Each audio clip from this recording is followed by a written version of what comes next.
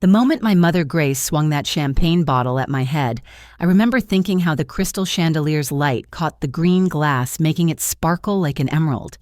It was beautiful, really, in that split second before everything went black. All because I wouldn't sign over my Seattle waterfront condo to my brother Marcus for his, quote, fresh start, unquote. The condo I'd worked 14-hour days for 3 years straight to afford.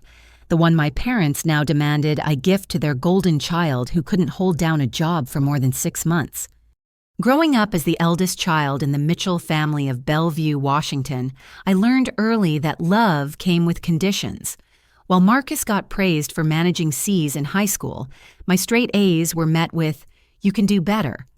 When I graduated summa cum laude from the University of Washington with a computer science degree, my parents spent the entire ceremony talking about Marcus's potential once he found his passion. By 25, I'd landed a software engineering position at a major tech company downtown Seattle. The work was demanding but rewarding. I'd leave my Capitol Hill apartment at 6 in the morning and rarely returned before 8 at night.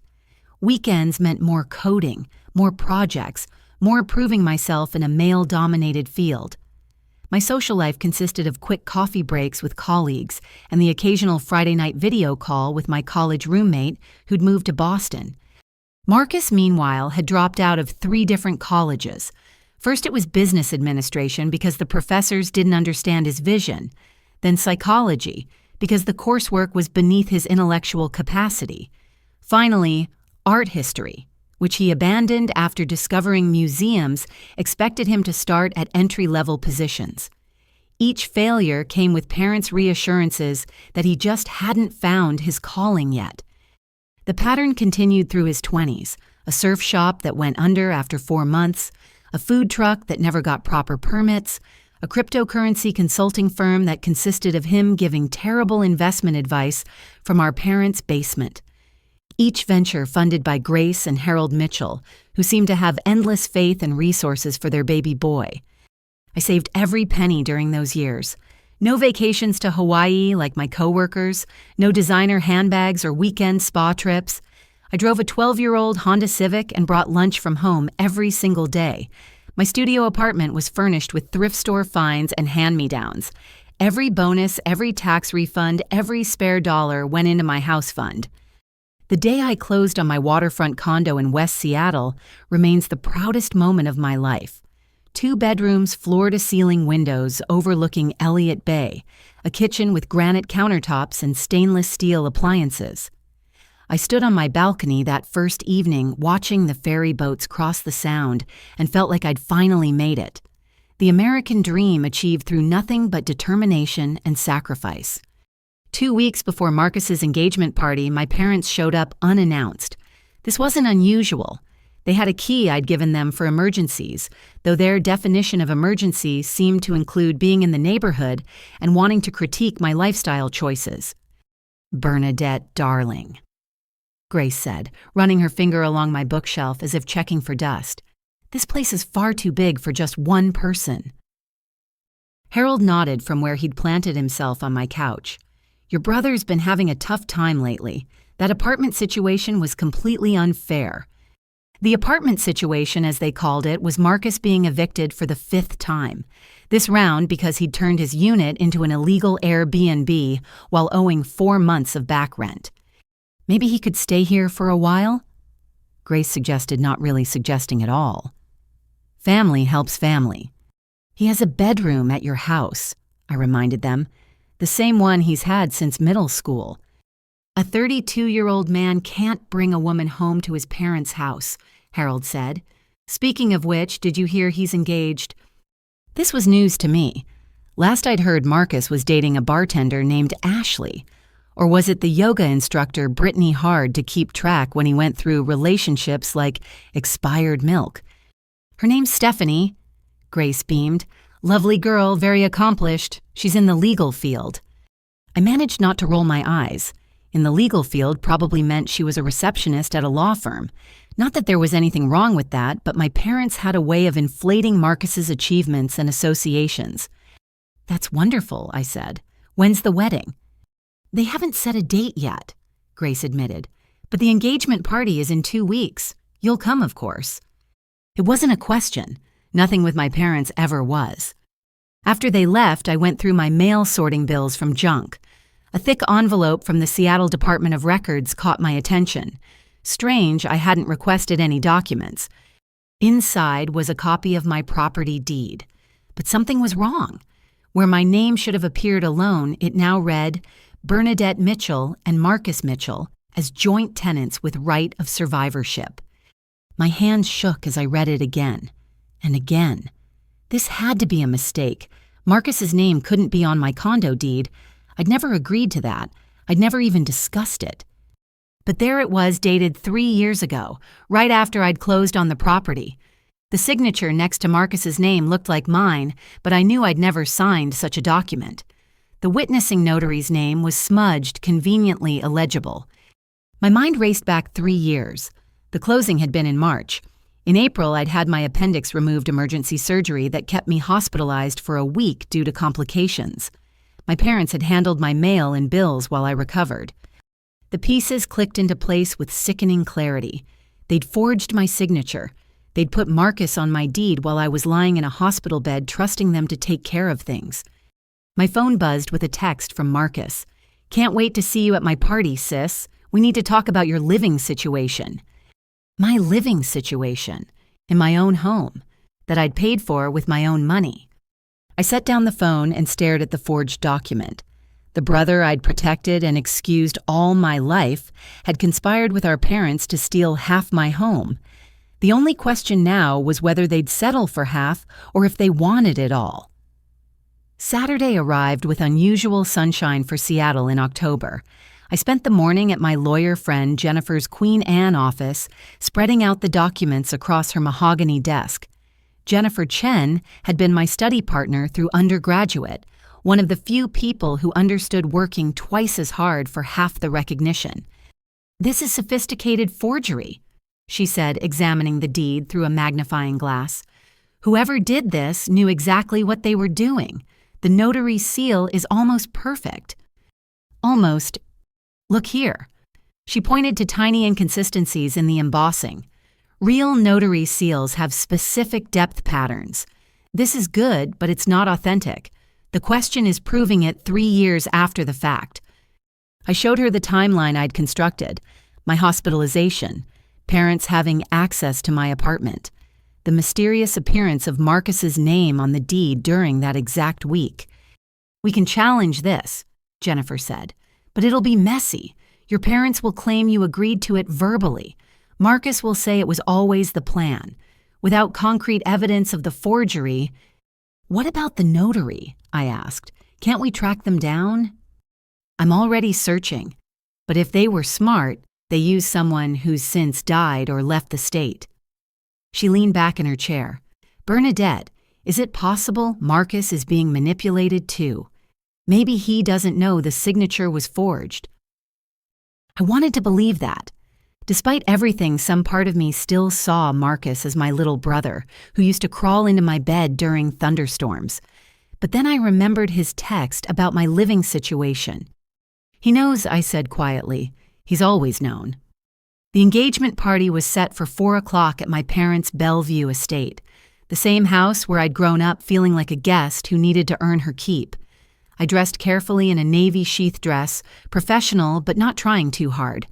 Pearl earrings that had belonged to my grandmother, the only family member who'd ever seen me for who I was. The circular driveway was already packed with luxury cars when I arrived at 3:45. Grace had outdone herself with the decorations.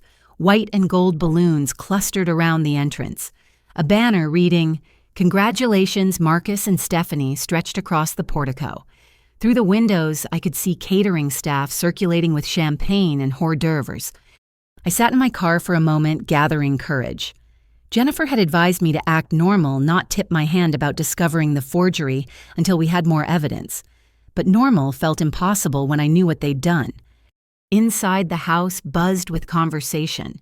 About 70 guests mingled through the formal living room and out onto the covered patio. I recognized several of my parents' country club friends, Harold's business associates, and what looked like Marcus's entire current friend group. Bernadette. Grace materialized at my elbow, air-kissing my cheek. She wore winter-white Chanel, her blonde hair freshly highlighted. "Don't you look professional? Come, you must meet Stephanie." She guided me through the crowd with the efficiency of a border collie herding sheep. I caught glimpses of Marcus holding court near the bar, gesticulating wildly about some new business venture. Same song, different verse. Stephanie stood near the French doors leading to the garden, and my first thought was that she didn't match Marcus's usual type at all. Where he typically went for flashy and high maintenance, Stephanie was understated elegance. Sleek black hair in a low bun, minimal makeup, a gray dress that whispered rather than shouted expense. She was speaking intently into her phone. "The property transfer documents need to be filed by Monday," I heard her say. "No, the sister hasn't agreed yet, but that's being handled." She noticed our approach and ended the call smoothly. "Mrs. Mitchell, this must be Bernadette." The famous sister, Stephanie, extended a manicured hand. Her handshake was firm, professional. "Marcus talks about you constantly." "All good things, I hope," I managed. Something flickered in her eyes. "Oh, absolutely, especially about your gorgeous condo. Water views, right? Those are getting harder to find in Seattle." The hair on my neck stood up. Yes, I was lucky to find it. "Luck has nothing to do with it," Grace interjected. "Bernadette works like a dog for that company, 60, 70 hours a week, no life outside of coding." "I enjoy my work," I said evenly. "Still," Stephanie smiled. "Must be nice to have all that space to yourself. Marcus mentioned it's 2 bedrooms perfect for when situations change." Before I could respond, she excused herself to rejoin her phone call, walking toward the study. I watched her go, mind racing. Legal field indeed. Everything about her screamed paralegal or legal assistant, the kind who knew exactly how property documents worked. "Let me introduce you to the Weatherbys," Grace said, already pulling me toward another group. "Their daughter just got divorced. Maybe you two can bond over being single career women." I endured 20 minutes of small talk before extracting myself to find a bathroom, but instead of heading to the powder room, I found myself outside Harold's study. The door was slightly ajar, Stephanie's voice carrying clearly. "Yes, I understand the sister might contest it," she was saying, "but the statute of limitations works in our favor. 3 years is a long time. No, she has no idea I helped with the documents. Marcus says she's too trusting for her own good." My blood turned to ice. I pressed closer to the door. "The parents want it done quietly. Public pressure at this party, then she'll cave. Marcus gets the condo, sells it, and we have our nest egg. Yes, I know it's worth at least $680,000 in this market. My fee remains 10% as discussed." Footsteps approached from inside. I quickly moved down the hall, ducking into the actual powder room just as the study door opened fully. Through the crack under the bathroom door, I saw Stephanie's designer heels pause, then continue toward the party. I gripped the marble countertop, staring at my reflection. They'd planned everything. The engagement, the party, the public pressure. Stephanie wasn't some innocent woman who'd fallen for Marcus's charms. She was a co-conspirator, brought in specifically for her legal knowledge. A knock on the door made me jump. "Bernadette, you in there." Marcus's voice, the same one that used to beg me to check for monsters under his bed. "Mom says it's time for toasts." "Be right out," I called, proud that my voice didn't shake. When I emerged, Marcus was leaning against the wall, hands in his pockets. At 32, he still had the boyish looks that got him out of trouble all our lives. Sandy hair that flopped over his forehead, green eyes that sparkled with mischief, the Mitchell family dimples that skipped me entirely.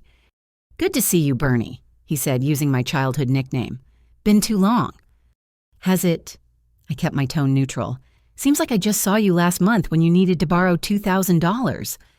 He had the grace to look slightly ashamed. "About that. Things are turning around now. Stephanie and I have big plans." "I'm sure you do." His expression shifted, becoming more calculating.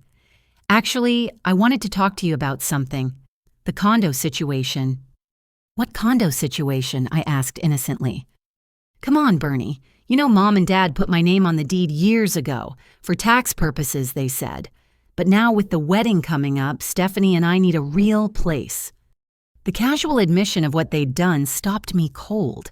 He wasn't even pretending it had been legitimate. Marcus, I said slowly, my name is on that deed because I paid for that condo. Every penny. You contributed nothing. That's not how family works, he said, the charm dropping from his voice. Besides, it's perfectly legal. I'm half owner whether you like it or not. We'll see about that. His eyes narrowed. Don't make this difficult, Bernie. You know how Mom gets when she's upset. Just play nice, agree to sell, and everybody wins. Everybody but me, you mean? You can afford another place. Hell, you probably have enough saved for 2 condos by now. Some of us aren't robots who live for work. Before I could respond, Grace's voice echoed through the house. Everyone gather round for toasts. Marcus smirked. Showtime, sister. Try not to embarrass the family. He sauntered back to the party, leaving me alone in the hallway with the growing certainty that this wasn't just about money or property. This was about finally putting me in what they'd always considered my place beneath Marcus, serving his needs, existing only to enable his success. But they'd made one crucial mistake. They'd taught me to be strong, thinking they were teaching me to be servile. All those years of working twice as hard, of proving myself again and again, of building my life without their help or approval, they'd forged someone who wouldn't break under pressure. I straightened my dress, lifted my chin, and walked back to the party. Whatever they had planned, I was ready. The living room had been rearranged to create a makeshift stage area near the fireplace. Guests formed a semicircle, champagne flutes in hand, while Marcus and Stephanie stood front and center. The catering staff circulated with bottles of Dom Perignon, ensuring everyone's glass stayed full. Grace clinked her crystal flute with a silver spoon, the sound cutting through conversations. Thank you all for joining us on this wonderful occasion. She looked radiant in the afternoon light streaming through the tall windows, every inch the Bellevue Society matron. Harold stood beside her chest, puffed with pride, his gray suit impeccable as always. They'd positioned themselves slightly apart from Marcus and Stephanie, making it clear who was running this show. Harold and I have been blessed with 2 children. Grace began, her voice carrying the practiced modulation of someone used to public speaking. Our son Marcus, brilliant and creative, a true entrepreneur with vision beyond his years. I noticed several guests exchange glances. Most of them had probably lent Marcus money at some point, never to see it again. And our daughter, Bernadette. Grace continued, her tone cooling noticeably. So dedicated to her career, so independent. The pause before independent stretched just long enough to make it sound like an insult. A few uncomfortable chuckles rippled through the crowd. But today is about Marcus and his beautiful bride-to-be, Stephanie. Grace raised her glass higher. 2 souls who found each other at just the right moment. When Marcus told us he'd met someone special, we knew she had to be extraordinary to capture our boy's heart. Stephanie smiled demurely, playing her part perfectly. Her left hand rested on Marcus's arm, the engagement ring catching the light. I wondered if that ring had been purchased with the $2,000 he'd borrowed from me. Family is everything to the Mitchells. Harold picked up where Grace left off. His voice boomed with the authority of a man used to being obeyed. We've always taught our children that blood comes first, that supporting each other isn't just an option, it's an obligation. My stomach tightened. Here it comes. Which is why, Harold continued, making direct eye contact with me, we know Bernadette will do the right thing when it comes to helping Marcus and Stephanie start their new life together. Murmurs rippled through the crowd. Those who knew our family dynamics leaned forward slightly, sensing drama. Those who didn't looked confused, but intrigued. After all, Grace added sweetly, what good is success if you don't share it with family? Bernadette's been so fortunate with her career. That waterfront condo she barely has time to enjoy. Such a waste for one person. Don't you think? My face burned as 70 pairs of eyes swiveled toward me. Some sympathetic, most simply curious to see what would happen next. I felt like a specimen under a microscope, every reaction being cataloged and judged. Marcus cleared his throat, stepping forward. Actually, Mom, Dad, Stephanie, and I have been discussing this. We don't want to put Bernie in an awkward position. For a brief moment, I felt hope. Maybe Marcus had developed a conscience. Maybe Stephanie had talked sense into him. Which is why, he continued, we think the best solution is to sell the condo and split the proceeds. That way, Bernie can downsize to something more appropriate for a single woman, and Stephanie and I can put our half toward a family home. Our half. As if he'd contributed anything beyond fraud and forgery. That's very generous of you, darling. Grace beamed at Marcus, then turned her laser focus on me. Bernadette, don't you have something to say to your brother's thoughtful proposal? Every eye in the room locked onto me. The silence stretched like taffy, sticky and suffocating. I could feel my parents' expectation pressing down like a physical weight. Say yes, agree. Don't make a scene. Be the good daughter we trained you to be. I set down my champagne flute on the nearest table, the crystal ringing softly against marble. When I spoke, I kept my voice calm and clear. No. The word hung in the air like a challenge. Grace's smile froze, becoming something sharp and dangerous. I'm sorry, she said, though she'd clearly heard me. I said no. I will not be selling my condo. I will not be giving Marcus any proceeds from a sale. The property is mine, purchased with my money, and it will remain mine. But Marcus's name is on the deed, Harold said, his jovial mask slipping. Has been for years. You can't just ignore that. A deed that was fraudulently altered while I was in the hospital, I replied evenly, without my knowledge or consent, which I believe is called forgery. Gasps erupted from the crowd. Someone whispered, did she just accuse them of forgery? Another voice muttered, I knew something was off about this family. Marcus stepped forward, his face flushing red. How dare you stand there and lie? You agreed to put me on the deed. You said family helps family. When, I challenged, when exactly did I agree to give you half ownership of my largest asset? Name the date, the place. Who witnessed this conversation? You were probably drunk. Stephanie interjected, earning shocked looks for her sudden venom. Marcus told me how you can't handle your liquor. You probably don't even remember agreeing. Interesting theory from someone I met 30 minutes ago. I shot back. Tell me, Stephanie, how long have you worked as a paralegal? Is that where you learned about property transfers? Maybe even how to forge documents? Her face went white, then red. I don't know what you're implying. I'm not implying anything. I'm stating facts. My signature was forged, my property was stolen, and I will be pursuing legal action against everyone involved. You ungrateful little bitch! Grace snarled, her society mask finally cracking completely. After everything we've done for you, what exactly have you done for me? I asked, genuinely curious. Ignored my achievements, funneled my college fund to Marcus's failed businesses, made me feel like an outsider in my own family. We fed you, we clothed you, we gave you a roof over your head. The legal minimum required of parents. Congratulations on not going to jail for child neglect. The crowd was backing away now, forming a wider circle as if violence might break out, which, given Grace's expression, wasn't impossible. You were nothing when we took you in, Grace hissed, advancing on me. A nobody, a charity case, and this is how you repay us. Took me in. I frowned. What are you talking about? I'm your daughter. Something flickered across Harold's face. Fear, guilt. He reached for Grace's arm, but she shook him off. You want to talk about truth? Grace laughed high and sharp. Let's talk about truth. You're not our real daughter, never were. Just a burden we took on, and look how you've turned out. Selfish, cold, unlovable.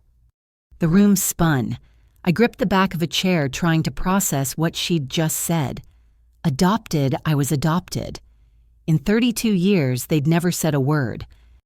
Grace, Harold warned, this isn't the time. No, it's exactly the time. She grabbed a champagne bottle from a passing server's tray. She wants to destroy our family. She wants to humiliate us. Let her know exactly what she is. Nothing. Nobody. Not real family. Mom, Marcus said uncertainly, maybe we should calm down. Don't you defend her. Grace rounded on him, then back to me. You think you're so special with your condo and your career? You're nothing but an ungrateful orphan who forgot her place. But I'll remind you. She raised the bottle high and time seemed to slow. I saw Harold lunge forward too late, heard Marcus shout something unintelligible, watched Stephanie pull out her phone, probably already calculating the legal ramifications. But mostly, I watched the bottle arc through the air, green glass catching the light from the chandelier above. Beautiful and terrible like everything in this house had always been. The last thing I remember was the sound. Not the impact itself, but the gasps from 70 guests as Dom Perignon met skull as champagne mixed with blood as the ungrateful orphan finally learned her place on my parents' imported Italian marble floor. Then darkness. Blessed, peaceful darkness where Grace Mitchell's voice couldn't reach me anymore. The first thing I became aware of was the beeping, steady, rhythmic electronic. The kind of sound that meant machines were keeping track of something important. The second was the pain, a throbbing ache that radiated from the left side of my head, down through my neck and shoulders.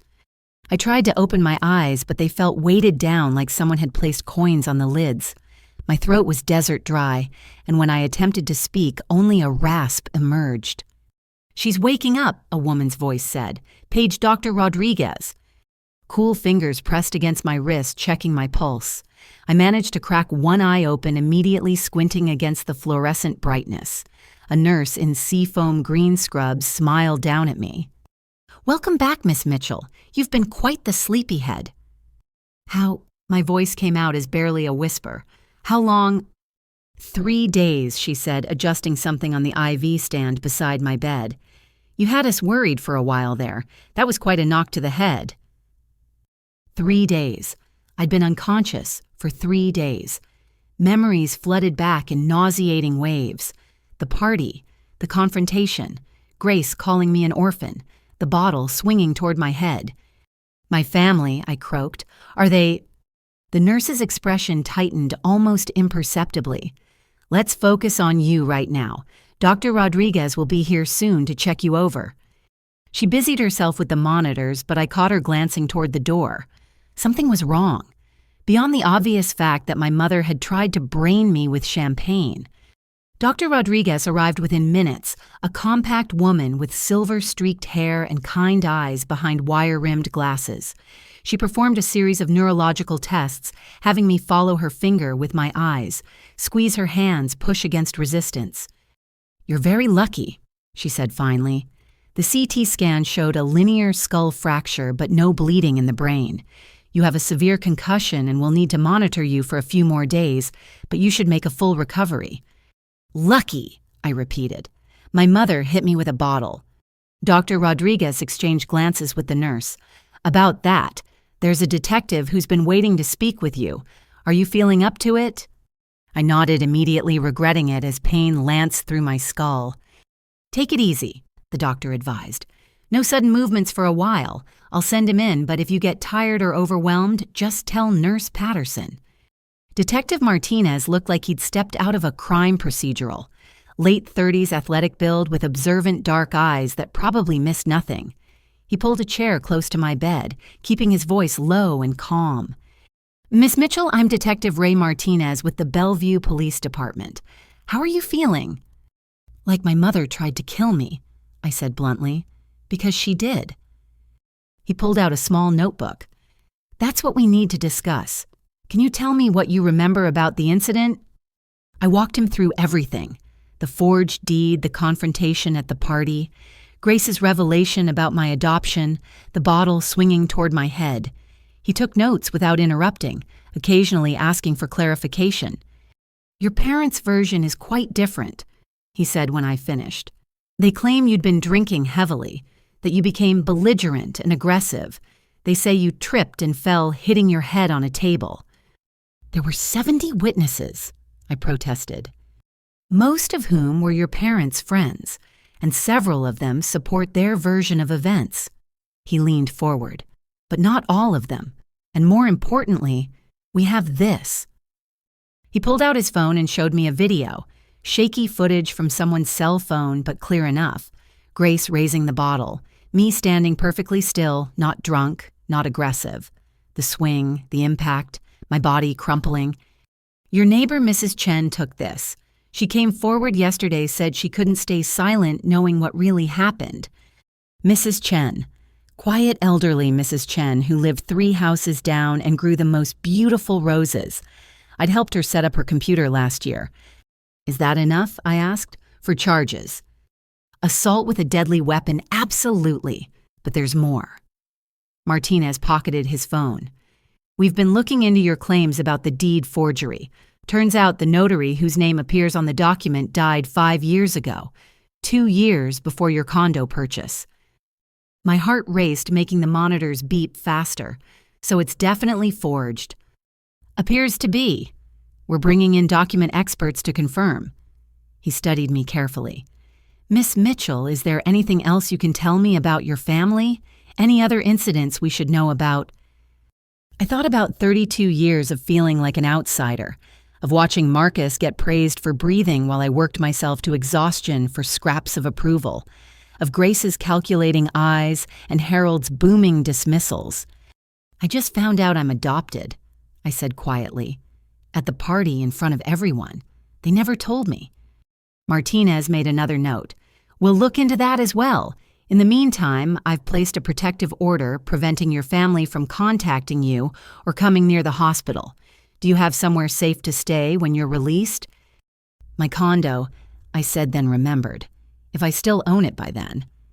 Given the evidence of forgery, I doubt any court would uphold their claim. He stood leaving a business card on my bedside table. Rest up. We'll need a formal statement when you're feeling better. And Miss Mitchell, you did the right thing standing up to them. Don't let anyone tell you otherwise.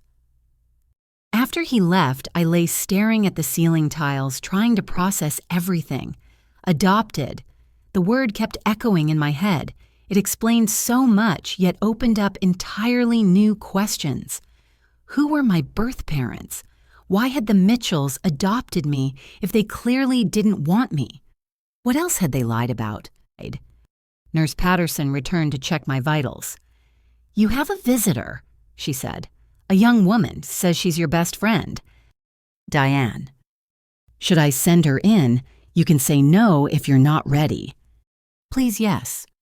Diane burst through the door moments later, her usually perfect corporate appearance disheveled. Her eyes were red-rimmed and she clutched a familiar laptop bag. Bernie, oh my God, I've been so worried. She stopped just short of hugging me, clearly afraid of causing more damage. When I heard what happened, that video is all over social media. Your mother is a psychopath. You saw it. Everyone's seen it. Someone leaked it yesterday and it went viral. Bellevue Society woman assaults daughter over property dispute. The comments are brutal. She pulled a chair close. How are you really? Confused, hurt, angry. I shifted carefully, trying to find a position that didn't make my head throb. Did you know I was adopted? Diane's face went through several expressions before settling on guilty. I suspected. Remember in college when you needed your birth certificate for that internship, your parents took forever to produce it, and when they did, some of the dates seemed weird. But I figured if it was true, you knew and just didn't want to talk about it. Another piece of the puzzle clicking into place. What else did everyone know except me? Oh, Bernie. Diane carefully took my hand. Nothing else, I swear. But I brought your laptop. I thought you might want to check your accounts. Make sure your parents haven't tried anything else while you've been here. Smart, wonderful Diane.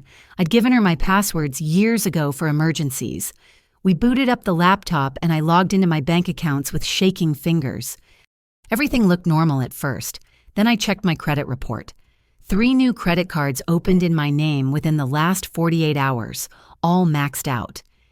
Those bastards, Diane breathed. They're trying to destroy your credit. Print everything, I told her. Every transaction, every application. Add it to the evidence pile. As Diane worked, I noticed an email from Jennifer, my lawyer friend. The subject line made my blood run cold. Urgent life insurance discovery. I clicked it open, reading with growing horror. Jennifer had done some digging after our meeting. She'd found a $2 million life insurance policy taken out on me 6 months ago. The beneficiary, Marcus Mitchell. The policy application included a medical exam I'd never taken, answers to health questions I'd never provided, and another forged signature. The premium payments came from an account I didn't recognize.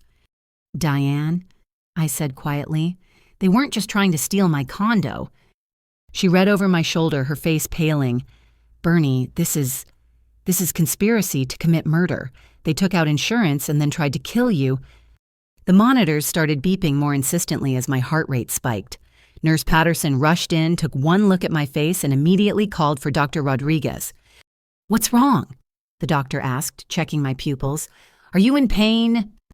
I could barely get the words out. My parents took out life insurance on me. Then my mother hit me with a bottle.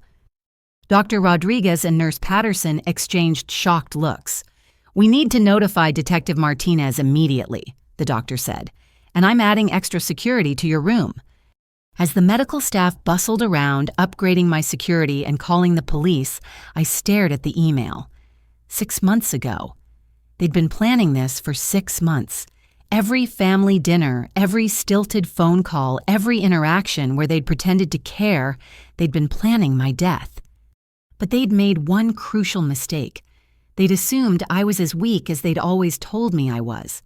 They'd thought one blow would be enough to kill the unwanted orphan who'd never quite fit into their perfect family picture. They were wrong. I was still here, still breathing, and now I knew exactly what they were. The question was, what else were they hiding? And more importantly, what would they try next when they realized I'd survived? My best friend, Diane, had always been the organized one. While other college students partied, she color-coded her notes and maintained spreadsheets for everything. That attention to detail served us well now as she set up a makeshift investigation center in my hospital room. "Okay," she said, arranging papers across the rolling tray table. "Let's trace this chronologically. The insurance policy was taken out 6 months ago in April. What happened around that time?" I thought back through the fog of pain medication. That's when Marcus announced his last business failure, the food truck. He owed $40,000 to investors. 40,000. Diane whistled low. Where did he even find investors? Dad's golf buddies, mostly. People who could afford to lose it but would definitely remember. I shifted against the pillows, wincing as the movement sent fresh spikes through my skull. Grace was furious, not about the money, but about the embarrassment. Diane typed notes into my laptop. So they needed money fast, and suddenly you have a $2 million policy on your life. Check the insurance company, I suggested. See if there's any connection to Stephanie. Her fingers flew across the keyboard. After a few minutes, her eyes widened. Bernie, you're not going to believe this. The insurance agent who processed the policy, Robert Kellman. And guess who works at his office as a paralegal? Stephanie. Bingo. Hired just 2 months before your policy was issued. Diane screenshot everything. This wasn't a crime of passion. They brought in a specialist. A knock interrupted us. Detective Martinez entered, followed by a woman in a severe black suit who introduced herself as Assistant District Attorney Sarah Winters. Miss Mitchell. Ada Winters said, I've been assigned to your case. The evidence Detective Martinez has gathered is compelling, but I need to ask you some difficult questions. I nodded, bracing myself. Have you ever given your parents or brother permission to handle your financial affairs? Never. I've been financially independent since college. What about during your hospitalization 3 years ago? Did you sign any power of attorney documents? No, I was conscious before surgery and after. Any documents would have required my signature. She made notes on her tablet. We pulled the records from that insurance company. The medical exam was performed by a Dr. Patricia Morse. Ring any bells? I shook my head, immediately regretting the motion. Dr. Morse lost her license 2 years ago, Martinez added, for falsifying medical documents. She's currently serving time for insurance fraud. So they used a corrupt doctor to fake my medical exam, I summarized. Stephanie's connections to process the paperwork. Then what? Wait for an opportunity? Or create one, ADA Winters said grimly. The policy has a 2-year contestability period. After that, it pays out regardless of circumstances. You were attacked at exactly 6 months and 1 week. The room felt suddenly colder. They'd been watching the calendar counting down to when they could kill me and collect $2 million. Diane's laptop dinged with a new email. Jennifer sent more information, she said, scanning quickly. Oh my God, Bernie, she found 2 other policies. My stomach dropped. What? Smaller amounts, $500,000 each. One with your parents as beneficiaries, one with Marcus. Diane's voice shook. All different companies, all filed within the same month. They spread it around to avoid suspicion. $3 million total, Detective Martinez calculated. That's serious money. Enough to solve all their financial problems, I said quietly. Pay off Marcus's debts, maintain their lifestyle fund, whatever new scheme he dreamed up. Miss Mitchell. Ada Winters leaned forward. I need to ask about your adoption. Your parents revealed this at the party. In front of 70 people. Called me an ungrateful orphan, said I wasn't real family. Do you have any documentation about your adoption? I didn't even know I was adopted until 3 days ago. She exchanged glances with Martinez. We've been investigating that angle. There's no record of a legal adoption in Washington state matching your details. The beeping monitors reflected my racing heart. What does that mean? Several possibilities, Martinez said carefully. Private adoption that wasn't properly recorded, out-of-state adoption, or it wasn't a legal adoption at all. The implications hung heavy in the sterile air. If my adoption wasn't legal, then who was I? Where had I come from? And why had the Mitchells taken me in? We're subpoenaing all family records, Ada Winters assured me. Bank statements, correspondence, everything. If there are answers, we'll find them. After they left, Diane helped me work through the cybersecurity implications. We changed every password-enabled 2-factor authentication on all accounts and froze my credit. She even set up alerts for any new accounts or inquiries. There's something else, she said hesitantly. While you were unconscious, someone tried to access your work computer remotely. It caught it and locked everything down but Bernie. They were trying to delete your project files. My current project was a security protocol worth millions to my company. If it disappeared, so would my job and my reputation in the industry. They're not just trying to kill me, I realized. They're trying to erase me completely, make it look like I had a breakdown, destroyed my own life. Well, they failed, Diane said fiercely. You're alive, you're fighting back, and they're the ones whose lives are about to implode. That evening alone, except for the security guard outside my door, I lay awake thinking. Every memory of childhood took on new shadows. Why had I been the only one required to do chores? Why did family photos always seem to position me slightly apart?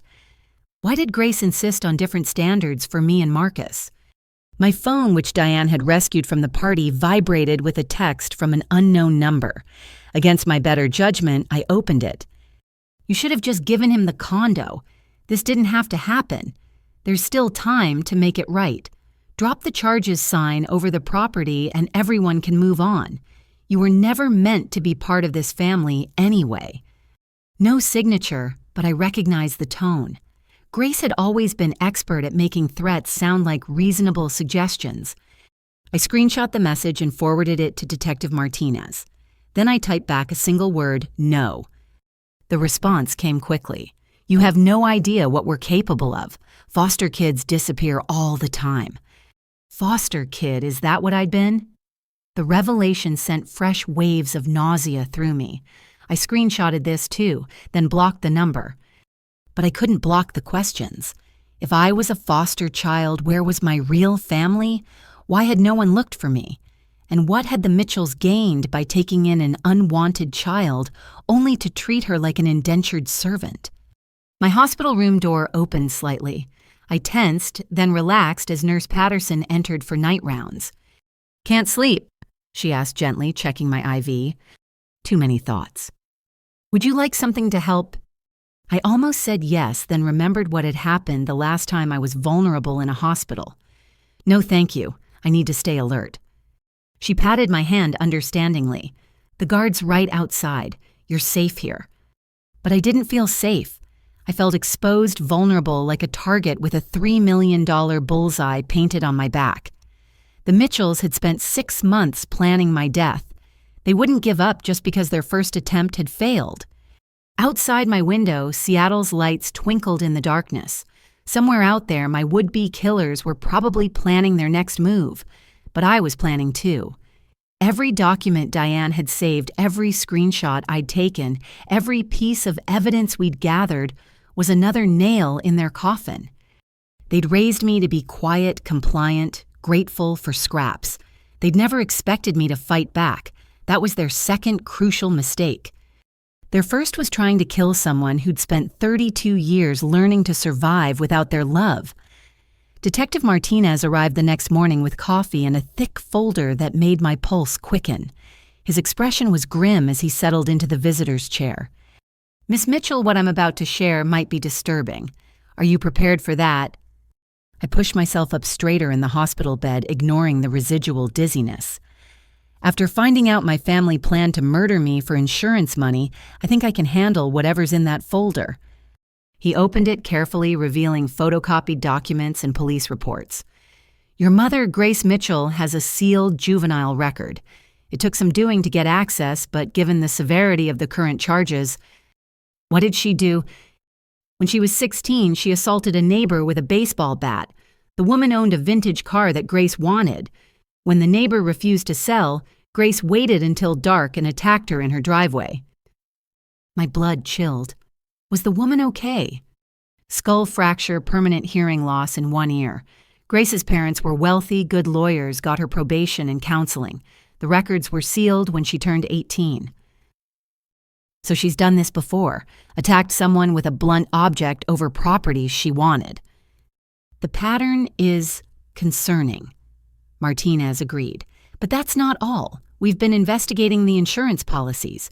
Dr. Patricia Morse, the one who supposedly examined you, she's agreed to testify in exchange for reduced charges on her other cases.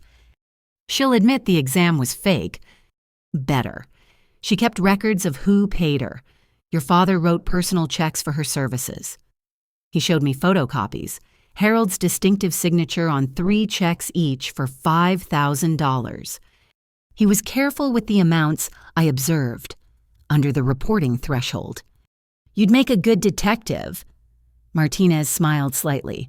"Now about your brother's spending, we pulled his financial records." The next set of documents made my accountant's heart race. Marcus's debt was staggering. Credit cards, maxed out personal loans from shady lenders, even cash advances from casino markers in Las Vegas. $400,000 in total debt, Martinez summarized. "Most accumulated in the last year. He's been making minimum payments using money from your parents, but they've been struggling too." "Why, Dad's business was always successful." "Was. He made some bad investments, tried to recoup losses with riskier bets. Classic gambler's fallacy. They're leveraged to the hilt. The house is mortgaged 3 times over." Suddenly, so much made sense. The increasing pressure for me to help family, the desperate attempts to get my condo, the life insurance policies, they weren't just greedy, they were drowning. "There's one more thing," Martinez said, pulling out a final document. "We found Marcus's browser history. He'd been researching accidental death statistics, how long head injuries take to prove fatal, and whether security cameras could capture footage through windows. He was planning the specifics," I said, nausea rising. "Not just the money grab, but the actual murder. The search history goes back 8 months, before they took out the policies. This shows clear premeditation." A knock interrupted us. My attorney friend Jennifer entered, followed by a tall man in an expensive suit who radiated authority. Bernadette, this is David Brennan, Jennifer introduced.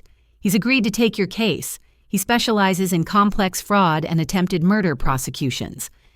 Brennan's handshake was firm despite my prone position. Miss Mitchell, I've reviewed the evidence. We have grounds for both criminal and civil action. The criminal case will be handled by the DA's office, but I'll ensure your interests are protected throughout.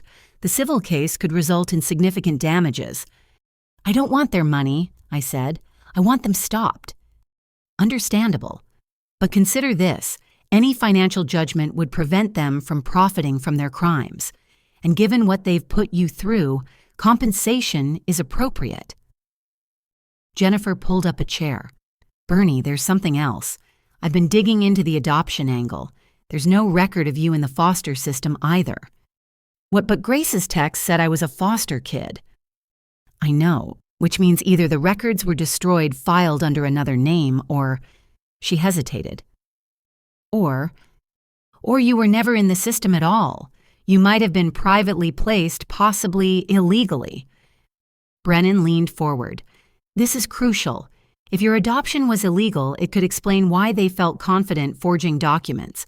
They've been operating outside the law from the beginning. We need to find out where I really came from, I said quietly. I have an investigator looking into it, Brennan assured me. Birth records, missing children reports from 30 years ago, any Jane does that match. We'll find the truth. After they left, I spent the afternoon providing my formal statement to Martinez. Every detail, every remembered slight, every piece of evidence that my family had been planning this for months. By the time we finished, my head was pounding and my throat was raw. You did great, Martinez said, packing up his recorder. One more thing. Stephanie Huang, your brother's fiancée, she's vanished. Cleared out her apartment the night of the party, quit her job via email. We have a bolo out, but she's in the wind. She knew it was going bad, I said. Probably had an exit strategy from the beginning. Smart woman. Too bad she used her intelligence for crime. He paused at the door. We're arresting your parents tomorrow morning. Wanted to give you advance notice. That night, I couldn't stop thinking about Grace's juvenile assault. The pattern was so clear in hindsight. Find someone who has what you want. Try to take it through manipulation. When that fails, resort to violence. Then use money and connections to escape consequences. Except this time, there was video. There were witnesses brave enough to speak up. There was a detective who cared more about justice than politics. And there was me still breathing despite their best efforts. My phone buzzed with another unknown number. This time, the message was from Harold. Bernadette, this has all gotten out of hand. Your mother was drinking, emotions were high. Surely we can work this out as a family. I've transferred $50,000 to your account as an apology. Let's put this behind us. I checked my banking app. Sure enough, there was a pending transfer. Blood money to buy my silence. I screenshot everything and declined the transfer. Then I typed back, I want the truth about my adoption, all of it. The typing indicator appeared and disappeared several times. Finally, you wouldn't believe us anyway. Try me. Ask your Aunt Martha about her friend Louise, but remember, some doors are better left closed. Aunt Martha, Grace's sister who lived in Portland, who never visited, who sent generic Christmas cards with no personal message. I'd met her maybe 5 times in my entire life. I added her name to my growing list of people to contact. The Mitchells had kept me in the dark for 32 years, but secrets like head wounds have a way of eventually coming to light. Tomorrow they'd be arrested. Their mugshots would be in the papers, their reputations destroyed, their schemes exposed. It was justice, but it didn't feel like victory. How could it when the price was discovering that the only family I'd ever known had spent months planning my murder? But as I drifted off to sleep, one thought gave me comfort. I wasn't the helpless orphan they'd painted me as. I was a survivor, and I was just getting started. The call came at 7 in the morning, jarring me from medication-induced sleep. An unfamiliar number with a Portland area code. My hand trembled as I answered. Bernadette. The voice was elderly, hesitant. This is Martha Whelan, your Grace's sister. I heard about what happened." I pushed myself upright, instantly alert. "Aunt Martha, Dad Harold mentioned I should ask you about someone named Louise." Silence stretched so long I thought she'd hung up. Then a heavy sigh. I knew this day would come. I told Grace 30 years ago that lies have a way of surfacing. "Can I visit you?" This isn't a conversation for the phone. "I'm still in the hospital, but yes, please come." "I'll catch the noon train. Bernadette, I'm sorry for all of it." She hung up before I could ask what she meant. My breakfast sat untouched as I wondered what secrets were about to spill from my family's carefully constructed facade. Jennifer arrived at 10 with a box of documents and a grim expression. "Bernie, we found something." My investigator pulled birth certificates from Washington and Oregon from 32 to 34 years ago, looking for babies who disappeared from the system. And March 15th, 32 years ago, a baby girl named Emma Louise Thornton was born at Swedish Medical Center. Parents were David and Louise Thornton of Queen Anne. My heart stuttered. March 15th was my birthday, or at least the date I'd always celebrated. What happened to them? Jennifer's face darkened. Car accident when Emma was 2. Both parents killed instantly. The baby survived with minor injuries. That's terrible, but what does it have to do with me? Bernie David Thornton was heir to a timber fortune. Louise came from old Seattle money. Their daughter Emma stood to inherit approximately $5 million in trust funds. The room spun. I gripped the bed rails trying to process what Jennifer was implying. But Emma Thornton disappeared from the hospital after the accident. She continued. The official report says she was transferred to child services, but there's no record of her ever arriving. No foster placement, no adoption records. She simply vanished. You think I'm Emma Thornton? The timeline matches, the age matches, and Bernie. She pulled out a photograph. This is Louise Thornton. I stared at the photo of a woman with my exact bone structure, my distinctive chin, even the way one eyebrow arched slightly higher than the other.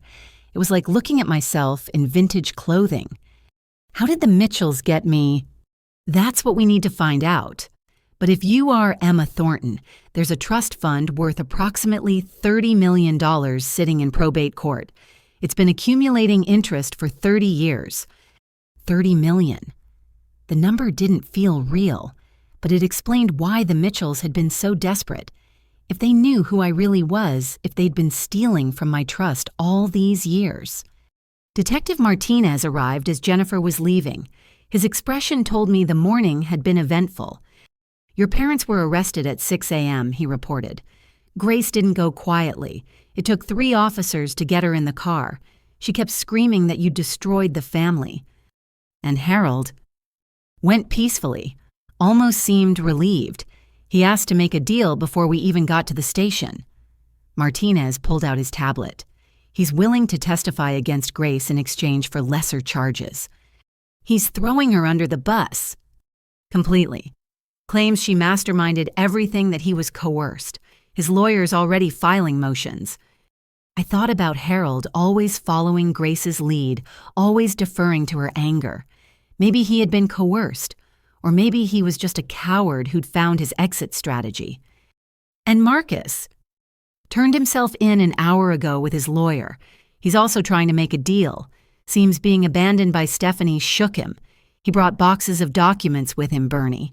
Financial records going back years. My hospital room was beginning to feel like a detective's office when Martha arrived that afternoon. She looked older than her 70 years, gray hair pulled back severely, moving carefully with a walker. But her eyes were sharp, knowing. You look just like her, were her first words. Louise, I knew it the first time I saw you as a toddler, but Grace swore you were from a legitimate adoption agency. Please, I said, tell me everything. Martha settled into the chair with obvious pain. Louise Thornton was my best friend in college. We were roommates then, bridesmaids at each other's weddings. When she married David, Grace was consumed with jealousy. Louise had everything Grace wanted: wealth, status, a husband who adored her. So Grace knew my birth parents. Knew them, envied them, hated them for their happiness. Martha's voice turned bitter. When Louise had you, Emma, she asked me to be godmother. Grace was furious she wasn't chosen. Then the accident happened. Accident? Martha laughed harshly. That's what the police called it, but I never believed it. The Thorntons were careful drivers, and it happened on a clear night on a road they knew well. Their car went off the cliff at exactly the spot with no barriers. My blood turned to ice. You think Grace? I could never prove it, but 2 days after the funeral, Grace showed up with a toddler she claimed to have adopted. You. Same age as Emma. Same unusual birthmark on your shoulder. I unconsciously touched my left shoulder where a small star-shaped mark had always resided. I confronted her, Martha continued. She swore you were a different child, that the resemblance to Louise was coincidence, said she'd gone through proper channels, had paperwork, but she never showed it to me. Why didn't you go to the police? With what a suspicion Grace's husband's brother was a judge. They had connections everywhere, and you seemed happy enough as a little girl. I told myself maybe I was wrong. Tears tracked down her weathered face. I was a coward. I chose my sister over my best friend's daughter. The Thornton money, I said. Have they been stealing it? Harold had power of attorney for some of David's business interests. Small amounts at first, then more as you grew older. Always careful, always just under the radar. But it wasn't enough for Grace. She wanted it all. The pieces clicked together with sickening finality. They'd killed my parents, stolen me, raised me as their own while embezzling my inheritance. And when the money ran low, they decided to kill me too. There's proof, Martha said suddenly. Louise was paranoid after some break-ins at their home. She kept copies of all important documents in a safety deposit box at a bank in Portland, including DNA samples from the family in case anything happened. She gave me the key. You still have it. Martha pulled an envelope from her purse. I've carried it for 30 years, hoping I'd never need it. The bank has been notified to expect you. I took the envelope with shaking hands. Inside was an old-fashioned safety deposit key and a letter in faded ink. If something happens to us, take care of Emma. She's our whole world. Make sure she knows she was loved. It was signed Louise Thornton with a postscript, trust no one from David's business circle, especially not the Mitchells. She'd known. Somehow Louise had known the Mitchells were a threat. I'll testify, Martha said quietly, to everything.